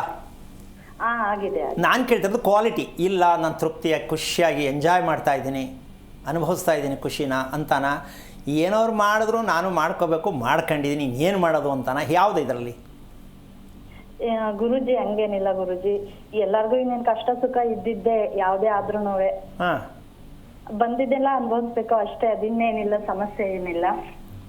ಓಕೆ. ಈಗ ನಿನಗೇನು ಬೇಕಾಗುತ್ತಮ್ಮ? ಗುರುಜಿ ಇನ್ನೇನಿಲ್ಲ, ಮನೆ ಕಟ್ಟಕ್ಕೆ ಅಂತ ಬಹಳ ಪ್ಲಾನ್ ಮಾಡ್ಕೊಂಡಿದ್ವು. ಇದಕ್ಕೂ ಮುಂಚೆ ನಮ್ಮ ಫ್ರೆಂಡ್ ಒಬ್ರು ಹಿಂಗೆ ಏನೋ ಕಷ್ಟ ಅಂತ ಹೇಳಿ ಇದ್ ಮಾಡ್, ಅದಕ್ಕೆ ಬಹಳ ಬಿಸ್ನೆಸ್ ಅಲ್ಲಿ ಲಾಸ್ ಆಗಿದೀವಿ. ಒಂದ್ ಸ್ವಲ್ಪ ಅಲ್ಲ, ಒಂದ್ ನಿಮಿಷ, ನೀನು ಎಂಡೆ ಮಾಡ್ಲಿಲ್ಲ ಅದನ್ನ, ಮನೆ ಕಟ್ಟಿದ್ರ ನಿಲ್ಸಿದ್ರ? ಇಲ್ಲ ಗುರುಜಿ, ಇನ್ನು ಅದು ಸ್ಟಾರ್ಟೇ ಮಾಡಕ್ ಆಗ್ಲಿಲ್ಲ, ಅದಕ್ಕೆ ಸಮಸ್ಯೆ ಹಿಂಗಿದೆ ಅಂತ ಹೇಳ್ತಾ ಇದೀನಿ ಗುರುಜಿ. ಏನ್ ಸಮಸ್ಯೆ? ಕಟ್ಟಕ್ ಆಗ್ತಾ ಇಲ್ವಾ ಅಥವಾ ಭಯನಾ ಅಥವಾ ಏನು ಅಂತ ನಿಮ್ಗೆ ಸಮಸ್ಯೆ ಮನೆ ಕಟ್ಟಕ್ಕೆ? ಕಟ್ಟಕ್ಕೆ ಗುರುಜಿ ಏನಾಗಿದೆ ಅಂದ್ರೆ ಅಮೌಂಟ್ ಅಂತ ಹೇಳಿ ಒಂದ್ ಸ್ವಲ್ಪ ಇಟ್ಕೊಂಡಿದ್ವಿ. ಅದು ಹಿಂಗೆ ಹೇಳ್ದ್ನಲ್ಲ, ಯಾರೋ ನನ್ನ ಫ್ರೆಂಡ್ ಒಬ್ರು ನಮಿಗೂ ಕಷ್ಟ ಕಾಲದಲ್ಲಿ ಹೆಲ್ಪ್ ಮಾಡಿದ್ರು. ಹಿಂಗೆ ಬಿಸ್ನೆಸ್ ಅಲ್ಲಿ ಲಾಸ್ ಆಗ್ಬಿಟ್ಟಿದೀನಿ ಕಣಮ್ಮ, ಒಂದ್ ಸ್ವಲ್ಪ ಏನಾದ್ರು ನನ್ಗೂ ಹೆಲ್ಪ್ ಮಾಡು, ಎಂದಾದ್ರೂ ಕೊಡ್ತೀನಿ ಅಂತ ಹೇಳಿ ಅಮೌಂಟ್ ಅವ್ರ ಕಡೆ ಇಸ್ಕೊಂಡ್ಬಿಟ್ರು. ಎಂದು ಕೊಡ್ತಾರಲ್ವಾ ಇನ್ನೇನಂತ ಹೇಳಿ ಕೊಟ್ರೆ ಗುರುಜಿ, ಅದೇನು ಇನ್ನೂ ಒಂದು 10 ತಿಂಗಳಾಗಿದೆ, ನಾವು ಕೇಳ್ತಾನೆ ಇದೀವಿ, ಅವ್ರು ಕೊಡ್ತಾನೆ ಇಲ್ವಲ್ಲ ಗುರುಜಿ. ಇದು ಯಾರು ತಪ್ಪು ಅಂತೀಯಾ? ತಪ್ಪು ಯಾರ್ದು? ಈಸ್ಕೊಂಡವ್ರದ ಕೊಟ್ಟವ್ರದ? ಗುರುಜಿ ನಮಗೆ ಅವೆಲ್ಲ ಗೊತ್ತಾಗಬೇಕಲ್ಲ ಗುರುಜಿ. ಇಬ್ಬರದು ಅಲ್ಲ, ಕೊಟ್ಟವ್ರದ್ದು ತಪ್ಪಲ್ಲ, ಈಸ್ಕೊಂಡವ್ರದ್ದು ತಪ್ಪಲ್ಲ. ಈಗ ಆಶ್ಚರ್ಯ ಆಗುತ್ತಲ್ಲಮ್ಮ, ಇದು ಏನು ಕತೆ ಇದು? ಕೊಟ್ಟೋದು ತಪ್ಪಲ್ಲ, ಈಸ್ಕೊಂಡ್ರದ್ದು ತಪ್ಪಲ್ಲ, ಇನ್ಯಾವ್ದು ತಪ್ಪು? ನೀವು ಮನೆ ಕಟ್ಟೋ ಹಾಕಿರೋ ಪ್ಲ್ಯಾನ್ ತಪ್ಪು. ಅಂದ್ರೆ ಗುರುಜಿ, ಅಂದರೆ ಆಶ್ಲೇಷ ನಕ್ಷತ್ರಕ್ಕೆ ನೀನು ಸ್ವಂತ ಮನೆಯಲ್ಲಿ ವಾಸ ಮಾಡೋ ಯೋಗ ಇಲ್ಲಮ್ಮ ಗುರುಜಿ. ಹಿಂಗೆ ಹೇಳ್ಬಿಟ್ರೆ ಹೆಂಗೆ ಗುರುಜಿ? ಅದೇ ಕನಸಾಗಿದೆ ನಮ್ಗೆ. ಅಲ್ಲ, ಒಂದು ನಿಮಿಷ, ಎಲ್ರಿಗೂ ಆಸೆನೆ. ನೀವು ಮನುಷ್ಯ ಅನ್ಕೊಂಡಿದ್ದೆಲ್ಲ ಸಿಗಬೇಕು ಅಂತೀಯನ ನಿಮ್ಮ ಪ್ರಕಾರ ಅಮ್ಮ? ಹಂಗೇನಿಲ್ಲ ಗುರುಜಿ. ಮತ್ತು ಹಾಗಿದ್ದ ಮೇಲೆ ನಿನಗೆ ಮನೆ ಅನ್ನೋದಾಗಲಿ, ಒಳ್ಳೆಯ ದಾಂಪತ್ಯ ಅನ್ನೋದಾಗಲಿ, ಒಳ್ಳೆ ಮಗು ಅನ್ನೋದಾಗಲಿ, ಒಳ್ಳೆ ಮನೆ ಕಟ್ಟೋದೇ ಆಗಲಿ, ಅದು ನೀವು ಡೆಪಾಸಿಟ್ ಮಾಡಿದರೆ ಈ ಜನ್ಮದಲ್ಲಿ ಸಿಗುತ್ತೆ. ನೀವು ಹೋದ ಜನ್ಮದಲ್ಲಿ ಏನೂ ಡೆಪಾಸಿಟ್ ಮಾಡಿಲ್ಲ, ನಿಮ್ಮ ವಂಶಸ್ಥರು ನೀನು, ಅದು ಈಗ ಸಿಕ್ಕಲ್ಲ. ಸಿಗಬೇಕು ಅಂದರೆ ನೋಡಮ್ಮ, ಎಲ್ರಿಗೂ ಮಕ್ಕಳಾಗಲ್ಲ, ಕೆಲವ್ರಿಗೆ ಮಕ್ಕಳಾಗಲ್ಲ. ಏನು ಕಾರಣ ಅಂತೀಯ? ಏನು ಕಾರಣ ಗುರುಜಿ? ಅವರು ಮಕ್ಕಳು ಕೊಟ್ಟಾಗ ಸಿಕ್ತಂಗೆಲ್ಲ ತೊಗೊಂಡೋಗಿ ಮೋರಿಗೆ ಬಕೆಟ್ಗೆಲ್ಲ ಬಿಸಾಕಿರ್ತಾರೆ, ಬೇಡ ಅಂತ ಕೊಲೆ ಮಾಡಿರ್ತಾರೆ, ಹೌದಲ್ಲ? ಅಬಾರ್ಷನ್ಸ್ ಮಾಡಿಸಿರ್ತಾರೆ. ನೆಕ್ಸ್ಟ್ ಜನ್ಮಕ್ಕೆ ಅವರಿಗೆ ಮಕ್ಕಳು ಕೊಡಲ್ಲ ಭಗವಂತ, ನೀನು ಹಂಗೆ ನಿಂತಿರೋ. ಅರ್ಥ ಆಯ್ತಮ್ಮ? ಹಾಗೆ ಮನೆ ಕಟ್ಟಬೇಕು, ಬಂದ ತಕ್ಷಣ ಮನೆ ಸಿಗಬೇಕು, ಜಾಗ ಸಿಗಬೇಕು ಅಂದರೆ ತಾಯಿ ಹೊಟ್ಟೆಯಲ್ಲಿ ಮಗು ಇರಬೇಕಾದ್ರೆ ಸೈಟ್ ತೊಗೋತಾರೆ ತಂದೆ ತಾಯಿ. ಅದು ಮಗುವಿನ ಅದೃಷ್ಟ, ಇವ್ರದಲ್ಲ. ಆ ಮಗು ಅನುಭವಿಸ್ಬೇಕು ಅಂತ ಅವ್ರು ಆಲ್ರೆಡಿ ಸೈಟ್ ತೊಗೊಂಡಿರ್ತಾರೆ. ದುಡ್ಡೇ ಇರಲ್ಲ, ಮನೆ ಆಗತ್ತೆ, ಅದು ಮಗುವಿನ ಅದೃಷ್ಟ. ಯಾಕೆ? ಡೆಪಾಸಿಟ್ ಬಂದಿದೆ, ಬಂತು. ಇಲ್ಲಿ ಏನೂ ಇಲ್ಲದೆ, ಡೆಪಾಸಿಟ್ ಇಲ್ಲದೆ ಮಗು ಬರ್ತಾ ಇದೆ, ಅದಕ್ಕೆ ನಾವು ಅನ್ಕೋಬೇಕಾಗತ್ತೆ ಪಾಪಿಷ್ಟ ಮಗು, ಪಾಪಿಷ್ಟ ಜನ್ಮ ಅಂತ ಅನ್ಕೊಳ್ಳಂಗಿಲ್ಲ. ನಾವು ಪಾಪಿಗಳಾಗಿದ್ದೀವಿ ಅಂತ ನಮ್ಗೆ ಗೊತ್ತಿಲ್ಲ. ನಾವೇನೂ ಮಾಡಿಲ್ಲ, ನಾವೇನೂ ಒಳ್ಳೇದು ಮಾಡಿಲ್ಲ, ನಾವೇನೂ ಕೊಟ್ಟೋಗಿಲ್ಲ, ಹೋದ ಜನ್ಮದಲ್ಲಿ ಕೊಟ್ಟು ಭೂಮಿಗೆ ಬಂದಿಲ್ಲ. ಹಾಗಿದ್ದ ಮೇಲೆ ಟೋಲು ಅಂತ ಇದೆಯಲ್ಲಮ್ಮ, ಇವಾಗ ವೆಹಿಕಲ್ದು ಟೋಲು ಏನೂ ಹಾಕಿಸ್ತೆ, ಅದಕ್ಕೆ ಏನೋ ಆಗ್ತಾರಲ್ಲ, ಅಮೌಂಟ್ ಆಗ್ತಾರಲ್ಲ ಫಸ್ಟೇ, ಅದೇನೂ ಮಾಡಿಸ್ತೆ, ನೇರೋಗಿ ಬಿಡ್ರಿ ನಮ್ಮನ್ನ ಯಾಕೆ ಅಡ್ಡ ಹಾಕಿದಿರಿ ಅಂದರೆ ಏನರ್ಥ ಇದು? ರೂಲ್ ಬ್ರೇಕ್ ಅಲ್ವಾ? ಅದಕ್ಕೆ ಭಗವಂತ ಗೇಟ್ ಹಾಕಿರ್ತಾನೆ, ಎಲ್ಲರಿಗೂ ಬಿಡಲ್ಲ. ಅವನು ರೆಡಿ ಇದ್ದಾನೆ, ಹೋಗ್ತಾ ಇದ್ದಾನೆ. ನಿನ್ನ ಹತ್ರ ರೆಡಿ ಇಲ್ಲ, ನಿಂತ್ಕೋ ಸೈಡ್ಗೆ. ಇದು ನಮ್ಮ ಜೀವನದ ಮಾದರಿ. ಒಳ್ಳೆ ಗಂಡ ಸಿಕ್ಬಿಡ್ಬೇಕು, ಒಳ್ಳೆ ಹೆಂಡತಿ ಸಿಕ್ಬಿಡ್ಬೇಕು, ಒಳ್ಳೆ ಮಗು ಹುಟ್ಟುಬಿಡ್ಬೇಕು, ಒಳ್ಳೆ ಸೈಟ್ ತೊಗೊಂಡ್ಬಿಡ್ಬೇಕು, ಆಗಲ್ಲ. ಅದು ಮೂರ್ಖರು ಹೇಳ್ತಕ್ಕಂಥ, ಶಾಸ್ತ್ರ ಹೇಳ್ತಕ್ಕಂಥ ಶತಮೂರ್ಖತನ. ಇದೇ ಥರ ಮನೆ ಕಟ್ಟಬೇಕು ಅಂತ ಹೋದವರು ಎಷ್ಟೋ ಸಮಸ್ಯೆಲ್ಲ ಅನುಭವಿಸ್ತಾರೆ. ಪಾಯ ಹಾಕದಂಗೆ ಸಮಸ್ಯೆ ಆಗತ್ತೆ. ಯಾರೋ ಮನೇಲಿ ಅಡ್ಮಿಟ್ ಆಗ್ತಾರೆ, ಆ ದುಡ್ಡೆಲ್ಲ ಅಲ್ಲಿಗೆ ತೊಗೊಂಡೋಗಿ ಕಟ್ತಾರೆ.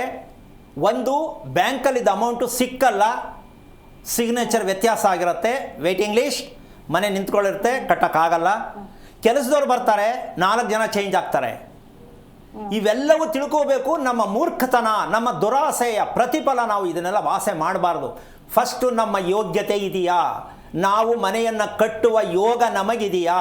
ನಾವು ಅದನ್ನು ಇಂದಿನ ಜನ್ಮದಲ್ಲಿ ಕೊಟ್ಟು ಸತ್ತಿದ್ವಾ? ಇಲ್ಲ, ಏನೂ ಕೊಟ್ಟಿಲ್ಲ. ಈ ಜನ್ಮದಲ್ಲಿ ಗಂಡ ಹೆಂಡತಿ ಇದ್ರೂ ಇಲ್ಲ, ಮಕ್ಕಳಿದ್ರೂ ಇಲ್ಲ, ಸೈಟ್ ಇದ್ದರೂ ಕಟ್ಟೋಕ್ಕಾಗಲ್ಲ, ಕಟ್ಟಿದ್ರೂ ಮನೇಲಿ ವಾಸ ಮಾಡೋಕ್ಕಾಗಲ್ಲ. ಇಂತಹ ಸ್ಥಿತಿಯನ್ನು ನಾವು ತಂದಿರ್ತಕ್ಕಂಥ ಪಾಪಿಗಳಾಗಿ, ಯಾಕೆ ಪಾಪಿಗಳು ಅಂತ ಪದ ಬಳಸ್ತೀನಿ ಅಂದರೆ ನಾವೇನು ತಿಳ್ಕೊಂಡಿಲ್ಲ ರೀ. ಮನೆ ಕಟ್ಟೋಕ್ಕಲ್ಲ ಬಂದಿದ್ದು ನಾವಿಲ್ಲಿ, ನಾವೇನು ಮಾಡಬೇಕು ಅಂತ ತಿಳಿಯೋಕ್ಕೆ ಬಂದದಲ್ವೇನಮ್ಮ? ಈಗ ನೋಡು, ನಿನಗೊಂದು ವಿಷಯ ಹೇಳ್ತೀನಿ. ಓದ್ದೆ, ಮದುವೆ ಮಾಡಿಕೊಂಡೆ, ಇದನ್ನು ಯೋಚನೆ ಮಾಡಿ ನೀನು. ಇಲ್ಲಿವರೆಗೂ ನಿನಗೆ ಫಲ ಸಿಕ್ಕಿದೆಯಾ? ಏನೋ ಬದುಕಬೇಕು, ಬದುಕ್ತಾ ಇದೆಯಾ? ಮುಂದಕ್ಕೂ ಮನೆ ಕಟ್ಟಬೇಕು ಅಂತ ಹೋದರೆ ಸಿಕ್ಕಾಕೊಳ್ಳೋಕ್ಕೆ, ಸಾಯಕ್ಕೆ, ಅನುಭವಿಸೋಕ್ಕೆ, ಕಷ್ಟ ಅನುಭವಿಸೋಕ್ಕೆ ನೀವು ನೆಕ್ಸ್ಟ್ ಟಾರ್ಗೆಟ್ ಆಗಿದ್ದೀರಾ ಅಂತ ನಿಮಗಿನ್ನೂ ಗೊತ್ತಿಲ್ಲ. ಈ ವಿಚಾರ ಪ್ರಪಂಚದಲ್ಲಿ ಯಾರೂ ಹೇಳಲ್ಲ.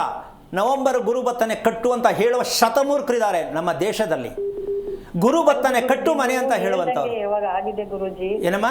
ಏನಾಗಿದೆ ಅಂದ್ರೆ ಚೆನ್ನಾಗಿ ಓದಿದ್ದೆ ಗುರುಜಿ, ಜಾಬ್ ಅಲ್ಲಿ ಇದ್ದೆ. ಹೇಳು. ಮತ್ತೆ ಏನೋ ಸಮಸ್ಯೆ ಆಯ್ತು, ಸಾಕಮ್ಮ ಅಂತ ನಿಲ್ಸಿದ್ರು. ನೀನೇ ಯೋಚನೆ ಮಾಡು. ಬೇಡ ಅಂದೆ, ಆದ್ರೂ ಮದ್ವೆ ಮಾಡಿದ್ರು. ಯೋಚನೆ ಮಾಡಮ್ಮ ನೀನೆ. ಅಂದ್ರೆ ನಾನು ಅನ್ಕೊಂಡಂಗೆ ಏನೋ ಆಗಿಲ್ಲ ಗುರುಜಿ, ಆದ್ರೂ ಲೈಫ್ ಲೀಡ್ ಮಾಡ್ಬೇಕಲ್ಲ ಅಂತ. ಹಂಗೆ ಅಂದ್ಬಿಟ್ಟು ಆಗಲ್ಲಮ್ಮ. ಟ್ರೈನ್ ಹೋಗ್ತಾ ಇದೆ, ಹತ್ತಬೇಕು ನಾವು, ಒಂದು ಹತ್ತಕ್ಕಾಗಲ್ಲ. ನಿಂತ್ಕೊಳ್ಳೋ ಟ್ರೈನ್ಗೆ ಹತ್ತಬೇಕು ನಾವು. ವೆಯ್ಟ್. ಯಾಕೆ ಹೇಳ್ತೀನಿ ಅಂದರೆ, ಆಶ್ಲೇಷ ನಕ್ಷತ್ರಕ್ಕೆ 1000 ಸಲ, ಲಕ್ಷ ಸಲ ಹೇಳ್ತಾ ಇದ್ದೀನಿ, ಮದುವೆ ಇಲ್ಲ, ಜೀವನ ಇಲ್ಲ, ಕುಟುಂಬ ಇಲ್ಲ, ಓದಿದ್ರು ಕೆಲಸ ಇಲ್ಲ, ತಿನ್ನಕ್ಕೆ ಅನ್ನ ಸಿಕ್ಕಲ್ಲ. ಇಂಥ ಕ್ರೂರತ್ವದ್ರಿ ನಕ್ಷತ್ರಗಳು. ನಾವು ಸೋಮಾರಿಗಳಾಗಿದ್ದುಕೊಂಡು ಇದೆಲ್ಲ ಮುಚ್ಚಿಟ್ಕೊಂಡ್ಬಿಟ್ಟು ಬದುಕಬೇಕು, ಚೆನ್ನಾಗಿರೋದು ಬೇಕು. ಎಲ್ಲಿಂದ ಬರುತ್ತೆ ನಿಮಗೆ? ನೀವೇನು ಕೊಟ್ಟಿಲ್ಲ, ಏನು ಮಾಡಿಲ್ಲ. ಭಗವಂತ ಯಾರಿಗೆ ಒಲಿತಾನೆ ಅಂದರೆ, ನೀನು ಭಗವಂತನ ಕಡೆ ನೋಡಿದ್ಯಾ? ಇಲ್ಲ. ಅಂದ ಮೇಲೆ ಭಗವಂತ ನಿನ್ನ ಕಡೆ ತಿರುಗಲ್ಲ. ಗುರುಜಿ, ದೇವ್ರು ಅಂದ್ರೆ ಬಹಳ ಭಕ್ತಿ ಗುರುಜಿ. ಅವೆಲ್ಲ ವರ್ಕೌಟ್ ಆಗಲ್ಲಮ್ಮ, ವರ್ಕೌಟ್ ಆಗಲ್ಲ. ಏನು ಕೆಲಸ ಮಾಡು, ಪೂಜೆ ಮಾಡೋರನ್ನ ನೋಡೋಣ, ದೇವಸ್ಥಾನದಲ್ಲಿರೋರನ್ನ ಹೋಗಿ ಕೇಳು, ಅವ್ರಿಗಿರುವ ಸಮಸ್ಯೆ ಯಾರಿಗಿಲ್ಲ. ಆಮೇಲೆ ಈ ವಿಚಾರ ಹೇಳ್ತಾರಲ್ಲ, ಈ ಗ್ರಹ ಇಲ್ಲಿದೆ, ಇದು ಮಾಡಿ, ಪೂಜೆ ಮಾಡಿ ಅಂತ, ಅವ್ರನ್ನ ವಿಚಾರ ಮಾಡಿ ನೋಡು, ಗೊತ್ತಾಗತ್ತೆ ಅವ್ರ ಹಣೆ ಬರಗಳು ಏನಾಗಿರುತ್ತೆ ಅಂತ. ಕೂತ್ಕೊಂಡು ಭಾಷಣ ಬಿಗಿಯೋದಲ್ಲ, ಹಿನ್ನೆಲೆ, ಇದ್ರ ಸತ್ಯ ಗೊತ್ತಿರಬೇಕು. ದೇವ್ರು ನಂಬುವಂತ ನಿಮ್ಗೆ ಹೇಳೇ ಇಲ್ಲ, ಪೂಜೆ ಮಾಡುವಂತ ಹೇಳೇ ಇಲ್ಲ, ಅಭಿಷೇಕ ಮಾಡುವಂತ ಹೇಳೇ ಇಲ್ಲ, ಹೋಮ ಮಾಡುವಂತ ಹೇಳೇ ಇಲ್ಲ, ಮಂತ್ರ ಹೇಳುವಂತ ಹೇಳೇ ಇಲ್ಲ. ನಿಮ್ಗೆ ದೇವ್ರು ಏನೂ ಹೇಳಿಲ್ಲ. ಮತ್ತೇನು? ನೀನು ಯಾರು ತಿಳ್ಕೊ. Very simple. ಈಗ ಇದು ನೀನು ಯಾರು ಅಂತ ತಿಳ್ಕೊಳಕ್ಕಾಗಿದೆಯಮ್ಮ ನಿನಗೆ? ನಾನು ಯಾರು? ಆಶ್ಲೇಷ ನಕ್ಷತ್ರ ಪುರೋಹಿತರು ಕೊಟ್ಟಿರ್ತಕ್ಕಂಥದ್ದು, ನಿಮ್ಮ ಅಪ್ಪ ಅಮ್ಮ ಇಟ್ಟಿರ್ತಕ್ಕಂಥದ್ದು. ನಿನ್ನ ನಿಜವಾದ ನಕ್ಷತ್ರ ಯಾವುದು? ನಿನ್ನನ್ನು ನೀನು ತಿಳಿಯುವುದು. ತಿಳ್ಕೊಂಡಿದ್ದೀನಮ್ಮ? ಏನು ಹೇಳಿ ನಾನು? ನೀನು ಯಾರು ತಿಳಿದಿದೀಯಾ? ಅಪ್ಪ ಅಮ್ಮನ ಹೆಸರು ಹೇಳ್ತೀಯಾ? ಇಂಥವ್ರ ಮಗಳು, ಇಂಥವ್ರ ಹೆಂಡ್ತಿ, ಇಷ್ಟು ಹೇಳ್ತೀಯೇ ಹೊರತು ನೀನು ಯಾರು ಅನ್ನೋದಕ್ಕೆ ಇನ್ನೂ ನೀನು ಅರ್ಥ ತಿಳ್ಕೊಂಡ. ಪ್ರಪಂಚದಲ್ಲಿ ಯಾರೂ ಈ ಸಾಹಸ ಮಾಡ್ತಾ ಇಲ್ಲ. ಯಾರೋ ಒಬ್ಬರು ಹೆಸರಿಟ್ಟರು, ಅದು ಯಾರು ಇರ್ಬೋದು, ಆ ಹೆಸರಿಗೆ ನಾನು ಅಂತ ಅಂದ್ಕೊಂಡ್ರೆ ಆ ಹೆಸರು ಯಾವುದೋ ನಾನು ಯಾವುದೋ ಅಂತ ಗೊತ್ತಿಲ್ಲ. ಸಾಕಷ್ಟು ಸಲ ಹೇಳ್ತೀನಿ, ಪುನರ್ವಸು ನಕ್ಷತ್ರ ಆಗಲಿ, ಯಾವುದೇ ನಕ್ಷತ್ರ ಆಗಿರಲಿ, ಹಿಂದೆ ಮಾಡಿರ್ತಕ್ಕಂತಹ ಪ್ರತಿಫಲ ಏನಿರುತ್ತೆ ಅಂದರೆ ಏನು? ಪುನರ್ವಸು ನಕ್ಷತ್ರ ಅಂತಕ್ಕಂಥದ್ದಕ್ಕೆ, ಆಶ್ಲೇಷ ನಕ್ಷತ್ರ ಅಂತಕ್ಕಂಥದ್ದಕ್ಕೆ ದೈವದತ್ತವಾಗಿರ್ತಕ್ಕಂತಹ ನಕ್ಷತ್ರ ಅಂದರೆ ಮಹಾವಿಷ್ಣು. ಇದನ್ನು ಇಲ್ಲಿ ಕೇತು ಅಂತ ಹೇಳ್ತಾರೆ. ಇದೆಲ್ಲಿದೆ ಅಂದರೆ ತಿರುಪತಿಯ ಬೆಟ್ಟದಲ್ಲಿದೆ. ಇದು ಆಶ್ಲೇಷ ನಕ್ಷತ್ರದ ಮೂಲ ಸತ್ಯ ತಿರುಪತಿ ಬೆಟ್ಟದಲ್ಲಿದೆ. ಯಾಕೆ ಅಂದರೆ ಸಪ್ತಗಿರಿವಾಸ ಅಂತ ಹೇಳ್ತಾರೆ. ಏನಕ್ಕೆ ಹೇಳ್ತಾರೆ ಅಂತ ಬೆಟ್ಟ ಹತ್ತೋರಿಗೆ ಇನ್ನೂ ಅರ್ಥ ಆಗಿಲ್ಲ. ಆ 7 ಬೆಟ್ಟ, 7 ಜನ್ಮದ ಕರ್ಮವನ್ನು ನಿವಾರಣೆ ಮಾಡೋದಕ್ಕೆ ಒಂದು ಸಲ ಬೆಟ್ಟ ಹತ್ತಿದ್ರೆ ಆ 7 ಜನ್ಮದ ಕವರ್ಣೆಯನ್ನು ನಿವಾರಣೆ ಆಗತ್ತೆ. ಇದು ಸತ್ಯ. ಆಮೇಲೆ ಏನು ಮಾಡಬೇಕು? ಹೊಸದಾಗಿ ಅಕೌಂಟ್ ಓಪನ್ ಮಾಡಬೇಕು. ಎಲ್ಲಿಗೆ ಹೋಗಬೇಕು? ಕಾಳಹಸ್ತಿಗೆ ಹೋಗಬೇಕು, ಶಿವನ ಹತ್ರ ಕೇಳಬೇಕು. ಈ ಸತ್ಯ ಗೊತ್ತಿದೆಯಾ? ಯಾವ ಕಾರಣಕ್ಕೆ ಯಾವುದೇ ನಕ್ಷತ್ರದಲ್ಲಿ ಶ್ರೀನಿವಾಸರ ಹತ್ತಿರದಲ್ಲಿ ಜಾತಕವನ್ನು ಇಟ್ಟು ಪ್ರದಕ್ಷಿಣೆಯನ್ನು ಮಾಡಿ ಭಗವಂತ ನನಗೆ ದಾರಿ ತೋರಿಸುವಂಥ ಯಾವ ತಂದೆ ತಾಯಿ ಮಕ್ಕಳಿಗೆ ಇದನ್ನು ಮಾಡಿರ್ತಾರೋ ಅವರಿಗೆ ಸಾರ್ಥಕ ಬದುಕು ಸಿಕ್ಕತ್ತೆ. ಎಡಗೈಲಿ ಎತ್ಕೊಂಡು ಸ್ಟೈಲಾಗಿ ಹೋಗ್ಬಿಟ್ಟು, ನೋಡಿ ಸ್ವಾಮಿ ನನ್ನ ಮಗ ಹೆಂಗವನೇ, ನೋಡಿ ಸ್ವಾಮಿ ನನ್ನ ಮಗಳೇ, ಈ ದುರಹಂಕಾರದ ಪರಮಾವಧಿ. ಒಂದು ಮಗುವಿನ ಕುಂಡಲಿ ಜಾತಕವನ್ನು ಕೇಳಬೇಕಾದ್ರೆ ಯಾವ ಕ್ರಮದಲ್ಲಿ ಹೋಗಿ ಕೇಳಬೇಕು, ಎಲ್ಲಿಂದ ಎಲ್ಲಿಗೆ ಹೋಗಬೇಕು, ಅರ್ಥ ಇದೆಯಾ ನಮ್ಮ ಜನಕ್ಕೆ? ಗೊತ್ತಿದೆಯಾ ನಮ್ಮ ಇದೆಲ್ಲ? ಸ್ಟೈಲಾಗಿ ಎಡಗೈ ಎತ್ಕೊಳ್ಳೋದು, ಅದು 4 ಪೀಸ್ ಆಗಿರ್ತದೆ. ಸ್ವಾಮಿ ಹಳೇದಾಗ್ಬಿಡದೆ ಸ್ವಾಮಿ, ನೋಡಿ ಸ್ವಾಮಿ ಮದುವೆ ಯಾವಾಗದ್ದು ಅಂತ ಹತ್ತದೆ. ನನಗೆ ಎಷ್ಟು ಕೋಪ ಬರುತ್ತೆ ಅಂದರೆ, ಎಷ್ಟು ಸೋಮಾರಿತನದಿಂದ ಬದುಕಿದ್ದೀರಾ. ಕೊನೆ ಪಕ್ಷ ಆ ಮಗುವಿನ ಜವಾಬ್ದಾರಿ ಎಷ್ಟು ಅಂತ ತಿಳ್ಕೊಬೇಕಾಗಿತ್ತು. ಈಗ ನಿನಗೆ ಒಂದಂತೂ ತಿಳ್ಕೊ, ಮನೆ ಕಟ್ಟಲೇಬಾರ್ದು ಅಂತ ಅಲ್ಲ. ಅರ್ಥ ಆಗ್ತಿದೆಯಾ?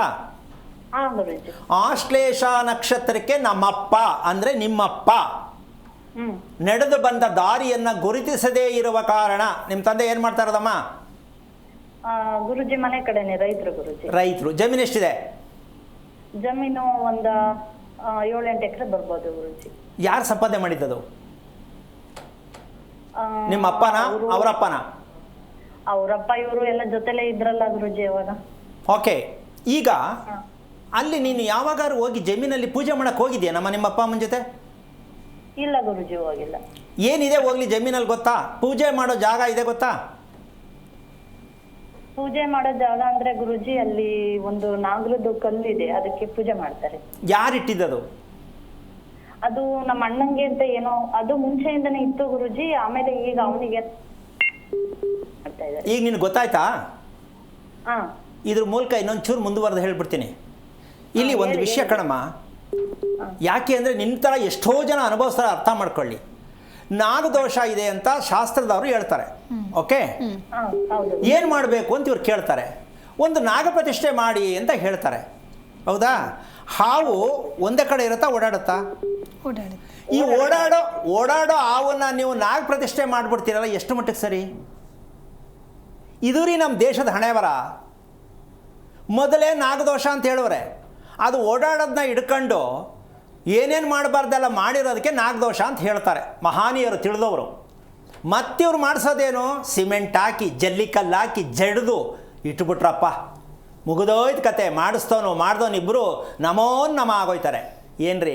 ಆಮೇಲೆ ಅದಕ್ಕೆ ಬಿಸಿಲು, ಮಳೆ ಎಲ್ಲ ಬೀಳ್ತಿರ್ತದೆ. ಇವರ ಒಂದು ತೆವಲ್ಗೆ ಅಂತ ಹೇಳ್ತಾರೆ ಕೆಲವು ತಿಳಿದೇ ಇರತಕ್ಕಂಥವ್ರು. ಇಂತಹ ಒಂದು ದೇವರನ್ನು ನಿಮ್ಮ ಅನುಕೂಲಕ್ಕೆ ತಕ್ಕಂತೆ ಮಾಡಿಸ್ತಾ ಇದ್ದೀರಲ್ಲ, ನಿಮಗೆ ಯಾರು ಸರ್ಟಿಫಿಕೇಟ್ ಕೊಟ್ಟಿದ್ದು? ಇದನ್ನು ಹಿಂಗೆ ಮಾಡಬೇಕು ಅಂತ ಎಲ್ಲಿದೆ ಇದು? ಈ ರೀತಿ ಅಧೋಗತಿಗೆ ತಗೊಂಡು ಹೋಗ್ತಾ ಇರ್ತಕ್ಕಂಥ ಈ ಸಮಾಜವನ್ನು ಅಂಥವ್ರ ಹತ್ರ ಹೋಗಿ ಶಾಸ್ತ್ರ ಕೇಳ್ತಕ್ಕಂಥ ನೀವುಗಳು ಜೀವನದಲ್ಲಿ ನಿಮ್ಮ ಜಮೀನಲ್ಲಿ ಇರ್ತಕ್ಕಂತಹ ವಿಚಾರ ಹೇಳ್ತಾ ಹೋದರೆ 4 ತಿಂಗಳು ಎಪಿಸೋಡ್ ಮಾಡ್ಬೋದು. ಆ ಸತ್ಯವನ್ನು ಅರ್ಥ ಮಾಡ್ಕೊಳ್ದೆ ನಿಮ್ಮಪ್ಪ ನೀನು ತಿಳ್ಕೊಳ್ಳದೆ ಮದುವೆ ಮಾಡಿಕೊಟ್ರಲ್ಲ, ಅವ್ರಿಗೇನು ಹೇಳಬೇಕು? ಮದುವೆ ಮಾಡಿಸಿದ್ರಲ್ಲ, ಇವ್ರಿಗೇನು ಹೇಳಬೇಕು? ಸ್ವಲ್ಪ ಯೋಚನೆ ಮಾಡು. ಎಷ್ಟು ಮಟ್ಟಕ್ಕೆ ಸರಿ ನಮ್ಮ ಬದುಕು? ಮಾಡದೇ ಇರೋದಲ್ಲ ಮಾಡಿಬಿಟ್ಟು ದೇವರೊಬ್ಬ ಇದ್ದಾನೆ ಅಂದ್ಬಿಟ್ಟು ಎಲ್ಲ ತೊಗೊಂಡು ಒರೆಸ್ಬಿಡೋದು. ದೇವ್ರಿದ್ದಾನೆ ಮಾಡು, ದೇವ್ರು ನಂಬು, ದೇವ್ರು ಮಾಡು. ಏನ್ರಿ ಮಾಡೋದು ದೇವ್ರನ್ನ? ಎಲ್ರಿ ಮಾಡೋದು? ನೀವ್ಯಾರು ಹಂಗಾದ್ರೆ? ಹೇಳೋನಿಗೆ ನಾನು ಪ್ರಶ್ನೆ ಕೇಳ್ತೀನಿ. ದೇವ್ರು ಮಾಡು ಅಂತ ಹೇಳೋನು ಕೇಳ್ತೀನಿ, ನೀನು ಹೂ ಆರ್ ಯು? ನೀನು ಯಾರು ಹೇಳು ಫಸ್ಟು ಅಂತ ಕೇಳೋ ತಾಕತ್ತು ನಮ್ಮಲ್ಲಿಲ್ಲ. ಅವ್ರು ಹೇಳಿದ್ದೆಲ್ಲ ಹೇಳ್ಕೊಂಡು ತಲೆ ತೂಗಿಸ್ಕೊಂಡು ಮಾಡಬಾರ್ದನ್ನು ಮಾಡಿ ಅವರು ನಮಗೂ ಮಾಡಿಸಿ ನಮ್ಮನ್ನು ತೊಗೊಂಡೋಗ್ತಾ ಇದ್ದಾರೆ. ಈ ಸತ್ಯ ಪ್ರಪಂಚದ ಇತಿಹಾಸದಲ್ಲಿ ನಾಗಪ್ರತಿಷ್ಠೆ ಮಾಡಿಸ್ತಕ್ಕಂಥದ್ದು ಸತ್ಯ ಯಾವುದು ಅಂತ ಹೇಳೋದು ಆದರೆ ನಾವು ತೋರಿಸ್ಕೊಡ್ತೀವಿ. ಬರೀ ಕಣ್ಣಿನ ದೃಷ್ಟಿಗಷ್ಟೇ ಸ್ಥಾಪನೆ ಮಾಡಬೇಕು, ಕಣ್ಣು ದೃಷ್ಟಿ ತೆಗಿಬೇಕು. ಇದು ನಾಗಪ್ರತಿಷ್ಠೆ. ವಿಗ್ರಹ ಮಾಡಿಸ್ಬಿಟ್ಟು ಅದಕ್ಕೆ ದುಡ್ಡು ಖರ್ಚು ಮಾಡಿಸ್ಬಿಟ್ಟು ಅದು ತಗೊಂಡು ಅರಳಿಕಟ್ಟೆ ಹತ್ರ ಇಟ್ಬಿಟ್ಟು ಏನ್ರಿ ಕರ್ಮಗಳಿದು? ಯಾವ ಆಧಾರ ಇದೆ ಇದನ್ನು ಮಾಡ್ಸೋಕ್ಕೆ? ಯಾವನಿಗೂ ಕೇಳೋಕ್ಕೆ ತಾಕತ್ತಿಲ್ವಾ ಅಂತ ಹೇಳ್ತೀನಿ ನಾನು. ಇದು ಎಷ್ಟು ಮಟ್ಟಿಗೆ ವೈಜ್ಞಾನಿಕವಾಗಿ ಕೊಡ್ತೀರಾ? ಪ್ರೂವ್ ಮಾಡ್ತೀರಾ? ದೇವಸ್ಥಾನ ಕಟ್ಬಿಡೋದು, ಒಂದು ದೇವ್ರು ಇಟ್ಬಿಡೋದು, ಅಲ್ಲಿ ಕ್ಯೂ ನಿಂತ್ಕೊಳ್ಳೋದು, ಇದನ್ನು ನಾವು ಮಾಡ್ತಿರ್ತಕ್ಕಂಥದ್ದು. ದೇವಾಲಯ ಕಟ್ಟೋದು ತಪ್ಪಲ್ಲ. ದೇವಾಲಯದ ಬಗ್ಗೆ ನಿಮಗೇನು ಅರಿವಿದೆ? ಭಗವಂತನ ಕೂರ್ಸೋಕ್ಕೆ ನಿಮ್ಗೆ ಅಧಿಕಾರ ಕೊಟ್ಟಿದ್ಯಾರು? ಇದೆಲ್ಲವೂ ಕೂಡ ನೀನು ತಿಳ್ಕೊಳ್ಬೇಕಾದಂಥ ವಿಚಾರ. ಫಸ್ಟು ಆಸ್ತಿಯಲ್ಲಿ, ಭೂಮಿಯಲ್ಲಿ ಆಗಿರ್ತಕ್ಕಂಥ ನಾಗದೇವತೆಯನ್ನು ಪ್ರತಿಷ್ಠೆ ಮಾಡೋದಕ್ಕೆ ಕಾರಣ ಏನಂದರೆ, ಅದು ಆಸ್ತಿ ಯಾರದ್ದೋ ಬೇರೆಯವ್ರದ್ದು, ದೇವರಿಗೆ ಸಂಬಂಧಪಟ್ಟಂಥ ಆಸ್ತಿ ಆಗಿತ್ತು. ಆ ಆಸ್ತಿಯನ್ನು ಬೇಲಿ ಹಾಕ್ಕೊಂಡ್ರೋ, 2 ರೂಪಾಯಿದು 50 ಪೈಸೆ ಕೊಟ್ಟು ತಗೊಂಡ್ರೋ, ಓಡಿಸಿದ್ರೋ, ಆ ಭೂಮಿಯನ್ನು ತೊಗೊಂಡ್ರು, ನಂದು ಅಂತ ರಿಜಿಸ್ಟ್ರ್ ಮಾಡಿಕೊಂಡ್ರು. ಅಪ್ಪ ಇದ್ರಲ್ಲ, ಅವ್ರ ಚಿಕ್ಕಪ್ಪ ಅವ್ರಿಗೇನೋ ಮಕ್ಳಿರ್ಲಿಲ್ವಂತೆ ಗುರುಜಿ. ಸರಿ, ಅವರು ಮಕ್ಳಿರ್ಲಿಲ್ಲ ಅನ್ನೋ ಕಾರಣಕ್ಕೆ ನಮ್ಮ ತಾತ ಅವ್ರನ್ನ ಏನೋ ಸಾಕೊಂಡಿದ್ರಂತೆ. ಒಂದು ನಿಮಿಷ ಅಷ್ಟಕ್ಕೆ ನಿಲ್ಸಮ್ಮ. ಮಕ್ಕಳಿಲ್ಲ ಅಂದಿದ್ದು ಏನಕ್ಕೆ ಅಂದರೆ, ನೀನು ಟೋಪಿ ಹಾಕಿದ್ದೀಯಲ್ಲ ದೇವರಿಗೆ ಅಂತ ವಂಶ ಕಟ್ ಮಾಡ್ದ ಭಗವಂತ. ಯಾಕೆ ಅಂದರೆ ಆಸ್ತಿಯನ್ನು ಕಬಳಿಸಿದ್ಯಾ, ದೈವ ಆಸ್ತಿಯನ್ನು ಪಡ್ಕೊಂಡಿದ್ಯಾ, ದಬ್ಬಾಳಿಕೆ ಮಾಡಿದ್ಯಾ, ಅದಕ್ಕೆ ನಿನಗೆ ವಂಶ ಬೆಳೆಯೋದು ಬೇಡ ಅಂತ ಸ್ಟಾಪ್ ಆಯಿತು. ಅದಕ್ಕೆ ಮಹಾನುಭಾವರು ಹೇಳ್ಬಿಟ್ರು, ಒಂದು ನಾಗ ಪ್ರತಿಷ್ಠೆ ಮಾಡಿಬಿಡು ಅಂತ. ಈ ಶಾಸ್ತ್ರ ಹೇಳೋ ಗಣಪಂಡಿತರುಗಳು ಅದಕ್ಕೆ ತಗೊಂಡಾಗ ಅದು ಇಟ್ಬಿಟ್ರು, ಮಗು ಆಯಿತು, ಅದನ್ನು ಬಿಟ್ಬಿಟ್ರು. ಸರಿನಮ್ಮ ಇದು? ಅಂದ್ರೆ ನಾವು ಅಂತ ಹೇಳಿ ಸಾಕೊಂಡಿದ್ರಂತೆ ಏನಮ್ಮ ಆ ವಾಸ್ತಿನಿ ನಮ್ಮ ತಾತ ಅವರ ಚಿಕ್ಕಪ್ಪಂಗೆ ಮಕ್ಳಿರ್ಲಿಲ್ಲ ಅಂತ ಹೇಳಿನೋ ನಮ್ಮ ತಾತ ಅವರು ಅವ್ರನ್ನ ಸಾಕೊಂಡಿದ್ರಂತೆ. ನಾನು ಅದನ್ನೇ ಹೇಳ್ತಿದ್ದಲ್ಲಮ್ಮ. ಅಲ್ಲಿ ಯಾಕೆ ಬಂತದು? ನಮ್ಮ ಅಪ್ಪ ಅವ್ರಿಗೆ ಆಸ್ತಿ ಬಂದಿದೆ ಗುರುಜಿ. ಈಗ ಅರ್ಥ ಆಯ್ತಲ್ಲ ನಿನ್ಗೆ? ಆಸ್ತಿ ಎಲ್ಲಿಂದ ಬಂತು ಅಂತ ಅರ್ಥ ಆಯ್ತಲ್ಲ ನಿನ್ಗೆ? ಹೌದು ಗುರುಜಿ. ಈಗ ನಿಮ್ಮ ಅಪ್ಪ ಏನು ಮಾಡಬೇಕಿತ್ತು? ಪಾಪ ಗೊತ್ತಿಲ್ಲ ಅವ್ರಿಗೆ. ಈ ಮೂಲಕ ಅಂದರೂ ತಿಳ್ಸಕ್ಕೆ ಹೇಳು. ಆ ಆಸ್ತಿ ನಮಗೆ ಬಂದಿದ್ದು ದಾರಿ ಯಾವುದು, ಅಲ್ಲಿ ನಾಗಪ್ರತಿಷ್ಠೆ ಯಾಕೆ ಪ್ರತಿಷ್ಠೆ ಮಾಡಿದ್ರು, ಇದನ್ನು ತಿಳ್ಕೊಂಡು ಜಮೀನನ್ನು ಬಳಸಿದ್ರೆ ಸಕ್ಸಸ್. ಯಾಕೆ? ಆಸ್ತಿ ಮೂಲ ತಿಳಿಬೇಕು. ಈಗ ನಮ್ಗೆ ಯಾವುದಕ್ಕೂ ವಂಶವೃಕ್ಷ ಬೇಕು ಅಂತಾರೆ ಅಲ್ವೇನಮ್ಮ? ಹಾಂ, ಹೌದು ಗುರು. ಇದಕ್ಕೆ ಒಂದು ಮಗು ಹುಟ್ಟಿದ್ರೆ ವಂಶವೃಕ್ಷ ಕೇಳೋಕ್ಕೆ ಯಾವನೂ ಗೊತ್ತಿಲ್ಲ ಇಲ್ಲಿವರೆಗೂ.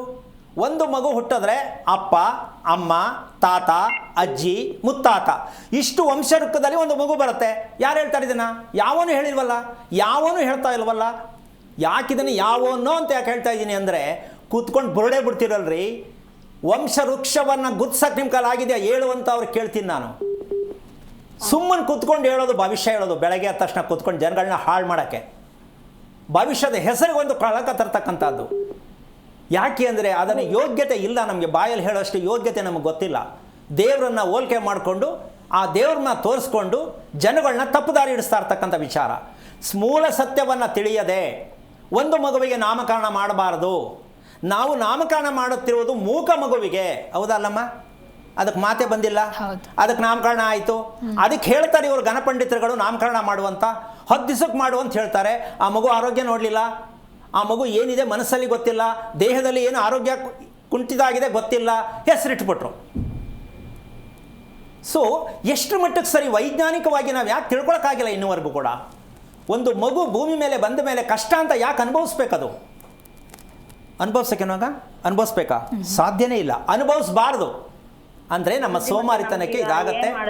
ಈಗ ನಿನಗೆ ಖುಷಿ ಆಯ್ತಾ? ಇಷ್ಟು ವಿಷಯ ಏನಕ್ಕೆ ನಿನಗೆ ಓಪನ್ ಆಗಿಟ್ಟೆ ಅಂದರೆ, ನಿನ್ನ ಥರ ಎಷ್ಟೋ ಲಕ್ಷಾಂತರ ಹೆಣ್ಣು ಮಕ್ಕಳಿದ್ದಾರೆ. ಅದಕ್ಕೊಂದು ಸಣ್ಣ ವಿಚಾರ ಹೇಳ್ತೀನಿ. 140 ಕೋಟಿ ಭಾರತ ದೇಶದಲ್ಲಿ ಇರ್ತಕ್ಕಂಥ ಜನಸಂಖ್ಯೆ ಅಂತ ನಾವು ಹೇಳ್ಕೊಳ್ತೀವಿ. 140 ಕೋಟಿ ಜನಸಂಖ್ಯೆಯಲ್ಲಿ 1 ಕೋಟಿಗೆ ಒಂದು ವ್ಯಕ್ತಿ ಇದನ್ನು ತಿಳ್ಕೊಂಡಿಲ್ಲ ಅಂತ ಹೇಳುತ್ತೆ ಧರ್ಮದಲ್ಲಿ. 140 ಕೋಟಿ ಜನಸಂಖ್ಯೆಯಲ್ಲಿ 1 ಕೋಟಿಗೆ ಒಬ್ಬ ವ್ಯಕ್ತಿ ತಿಳಿದಿಲ್ಲ ಇದನ್ನ ಅಂತ ಹೇಳುತ್ತೆ.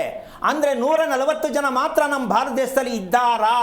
ಇಲ್ಲ, ಒಬ್ಬರು ಇಲ್ಲ ಅಂತ ಹೇಳಬೇಕಾಗತ್ತೆ. ಯಾಕೆ ಅಂದರೆ ನಾವು ಹೋಗ್ತಿರೋದೆಲ್ಲ ಬರೀ ಅಡ್ಡದಾರಿನೇ ಆಗಿದೆ. ಯಾವನು ಇಲ್ಲಿವರೆಗೂ ಇದನ್ನ ಪ್ರಜ್ಞೆಯನ್ನು ಇಟ್ಕೊಂಡು ಹೇಳ್ತಾ ಇಲ್ಲ, ಜನಗಳನ್ನ ಒಳ್ಳೆಯ ದಾರಿ ಕರ್ಕೊಂಡು ಹೋಗಕ್ಕಾಗ್ತಾ ಇಲ್ಲ.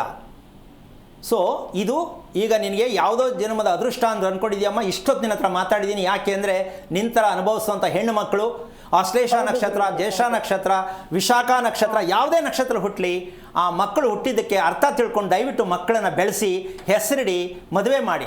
ಇದನ್ನು ತಿಳ್ಕೊಳ್ಳದೆ ಅನ್ಯಾಯವಾಗಿ ಎಲ್ಲ ಮುಚ್ಚಿಟ್ಟು ಯಾವನೋ ಶಾಸ್ತ್ರ ಹೇಳೋದನ್ನು ಕೇಳಿಕೊಂಡು ನೀವು ಯಾರ್ಯಾರಿಗೋ ಮದುವೆ ಮಾಡ್ತಕ್ಕಂಥದ್ದು ಅರ್ಥ ಇಲ್ಲ. ನಿನಗೆ ಖುಷಿ ಆಯ್ತಾ, ಬೇಜಾರಾಯ್ತಾ? ಗುರುಜಿ ಏನಿಲ್ಲ ಗುರುಜಿ, ಖುಷಿನೇ ಆಯ್ತು. ಇಷ್ಟು ಯಾರು ಹೇಳ್ತಿದ್ರು ಗುರುಜಿ? ಅಲ್ಲ, ಹೇಳಕ್ಕಿಲ್ಲ ಅಂತ ನಾನು ಹೇಳಿದ್ದು. 140 ಕೋಟಿ ಜನಸಂಖ್ಯೆಯಲ್ಲಿ ಕೋಟಿಗೆ ಒಬ್ಬರಿಲ್ಲ ಅಂತ ಹೇಳ್ತಿದೆ ಅಂತ ವಿಚಾರನೂ ಹೇಳ್ಬಿಟ್ಟಿದ್ದಾರೆ. ಅದಕ್ಕೆ ನೀನು ಖುಷಿ ಪಡು, ತಿಳ್ಕೊಳ್ಳೋಕೆ ಪ್ರಯತ್ನ ಮಾಡು. ಮನೆ ಕಟ್ಟೋದಕ್ಕಿಂತ ಮುಂಚೆ ನೀನು ಹುಟ್ಟಿದ್ದು ನಿಮ್ಮ ಅಪ್ಪನ ಮನೆಗೆ ಒಳ್ಳೇದಾಗಬೇಕು, ನಿನ್ನ ಗಂಡನ ಮನೆಗೆ ಒಳ್ಳೇದಾಗಬೇಕು. ಆಗ್ಬೇಕಾ ಬೇಡ? ಇದೆಲ್ಲ ತಿಳ್ಕೋಬೇಕು ಅಂತ. ಒಂದ್ ನಿಮಿಷ ಕೇಳಿಸ್ಕೊ. ನಾವು ಜೀವನದಲ್ಲಿ ಹೊಸ ಬದಲಾವಣೆ ಬರಬೇಕು, ಹೊಸ ಜೀವನ ಸಿಗಬೇಕು ಅಂದರೆ ಮೊದಲು ಆಶ್ಲೇಷ ನಕ್ಷತ್ರಕ್ಕೆ ಒಂದು ಮಗು ಹುಟ್ಟುವುದಕ್ಕೆ ಕಾರಣ ಏನು, ಆ ಕಾರಣ ಏನೆಲ್ಲ ಇದೆ, ಎಲ್ಲಿಂದ ಬಂದಿದೆ, ಅದನ್ನು ಕ್ಲೀನಾಗಿ ತೋರಿಸ್ಕೊಡ್ತೀನಿ ನಾನು. ಎಳೆಯಾಗಿ ತೋರಿಸ್ಕೊಡ್ತೀನಿ. ಒಂದು 700 ವರ್ಷದ ಕತೆ ತೋರಿಸ್ಕೊಡ್ತೀನಿ ನಾನು. ಏನೆಲ್ಲ ನಡ್ಕೊಂಡು ಬಂದಿದೆ ಆ ಭೂಮಿ ಅಂತ. ಆ ಭೂಮಿಯಲ್ಲಿ ಭಗವಂತ ವಾಸ ಮಾಡ್ತಾನಮ್ಮ. ಭಗವಂತ ವಾಸ ಮಾಡೋ ಭೂಮಿಯನ್ನು ನಾವು ಗುರುತಿಸ್ತಿಲ್ಲ ಅಂದರೆ ಭಗವಂತ ನಮ್ಮನ್ನು ಬಂಧನದಲ್ಲಿ ಇಟ್ಟಿರ್ತಾನಮ್ಮ. ಅದೇ ಕೇತು ಅಂತಾರೆ ಜ್ಯೋತಿಷಿಗಳು. ಆಶ್ಲೇಷ ನಕ್ಷತ್ರಕ್ಕೆ ಕೇತು ಅಂತ ಹೇಳ್ತಾರೆ. ಇದನ್ನು ಹೇಳ್ತಾರೆ ಹೊರತು ಆ ಮೂಲ ಏನಕ್ಕಲ್ಲಿ ಬಂತು ಅಂತ ಹೇಳಕ್ಕೆ ಜಾಗ ಇಲ್ಲ. ಒಳ್ಳೇದಾಗಲಿ ತಾಯಿ, ತಿಳ್ಕೊಳ್ಳೋಕೆ ಪ್ರಯತ್ನ ಮಾಡು. ಓಕೆ, ಧನ್ಯವಾದಗಳು ಕರೆ ಮಾಡಿದ್ದಕ್ಕಾಗಿ. ಇದೀಗ ಕೊಡಗಿನಿಂದ ಯಶೋಧ ಅಂತ ಹೇಳಿ ಕಾಲರ್ ಇದ್ದಾರೆ. ನಮಸ್ಕಾರ. ನಮಸ್ಕಾರ ಯಶೋಧ, ಧ್ವನಿ ಕೇಳಿಸ್ತಿದ್ಯಾ? ನಮಸ್ತೆ, ಕೇಳ್ತಿದೆ. ಯಾರ ಬಗ್ಗೆ ಕೇಳಬೇಕಾಗಿತ್ತು ಹೇಳಿ? ನನ್ನ ಬಗ್ಗೆ ಕೇಳಬೇಕಾಗಿತ್ತು. ಸ್ವಲ್ಪ ಜೋರಾಗಿ ಮಾತನಾಡಿ. ನಿಮ್ಮ ನಕ್ಷತ್ರ ತಿಳಿಸಿ. ನನ್ನ ನಕ್ಷತ್ರ ದೇಶ ನಕ್ಷತ್ರ ರುಚಿಕ ರಾಶಿ. ಗುರುಗಳಿದ್ದಾರೆ, ನಿಮ್ಮ ಪ್ರಶ್ನೆ ಏನು ಅಂತ. ಹಲೋ ಹಲೋ, ನಮಸ್ತೆ ಗುರುಜಿ. ಹೇಳಮ್ಮ, ಏನಾಗಬೇಕು? ನನಗೆ ಆರೋಗ್ಯ ಸಮಸ್ಯೆ, ಸುಮಾರು ವರ್ಷ ಆಯಿತು. ಎಷ್ಟು ವಯಸ್ಸು ನಿಂಗೆ? ವಯಸ್ಸು 62. ಏನಕ್ಕಮ್ಮ ಬೇಕು ಅಲ್ವಾ? ಹಂಗನ್ಸುತ್ತಾ? ಇಲ್ಲ ತಿಳ್ಕೊಬೇಕು ಅನ್ಸುತ್ತಾ? ಹಲೋ, ಅಲ್ಲ ಏನು ಹೇಳಲಿ, ನಾನು ಹೇಳಿದೆ ಅರ್ಥ ಆಗ್ತಾ ಇದೆ ನಿಮಗೆ?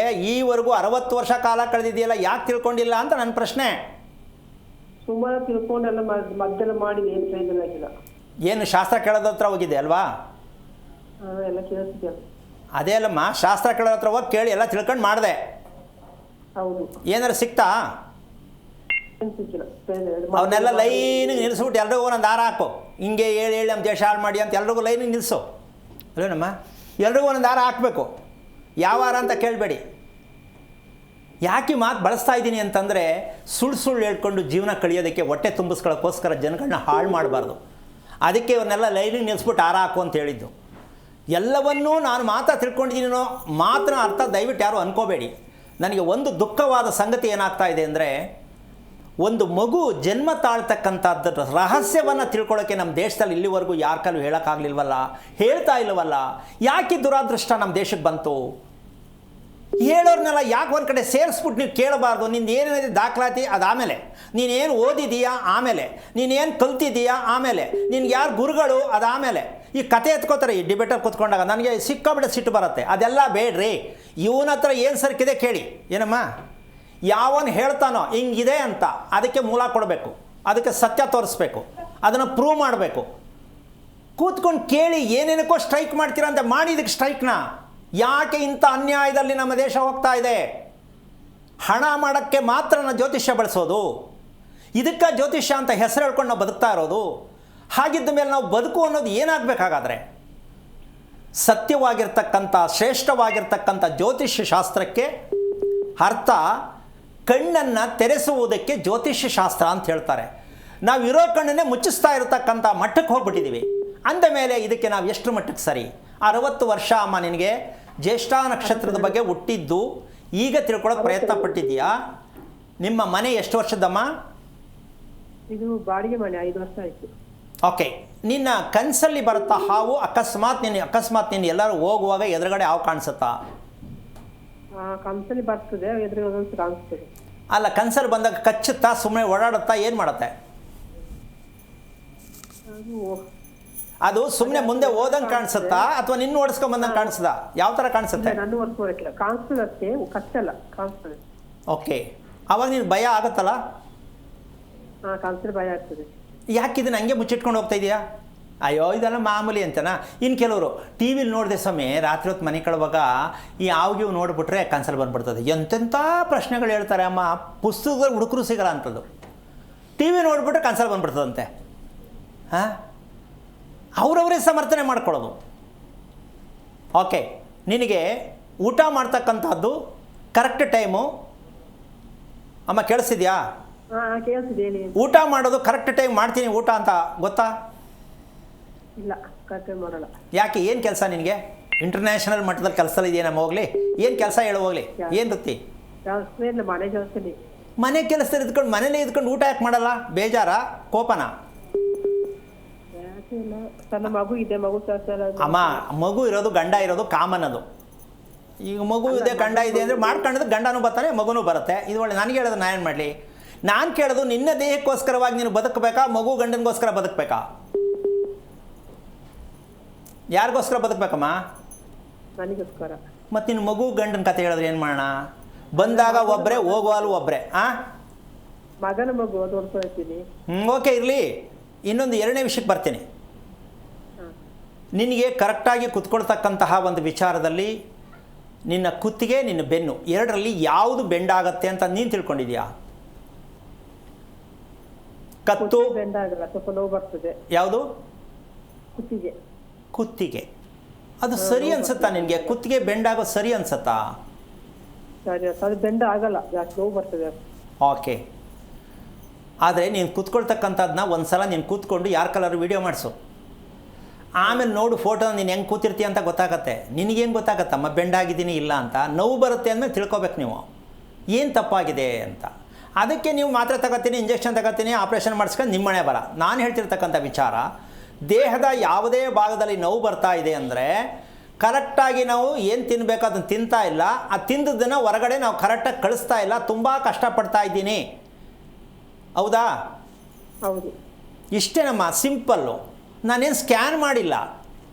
ಏನು ಹೇಳ್ತೀಮ್ಮ? ತಿನ್ನೋದು ಹೊರಗೆ ಕಳಿಸೋದು ಅದು ಗೊತ್ತಿಲ್ಲ.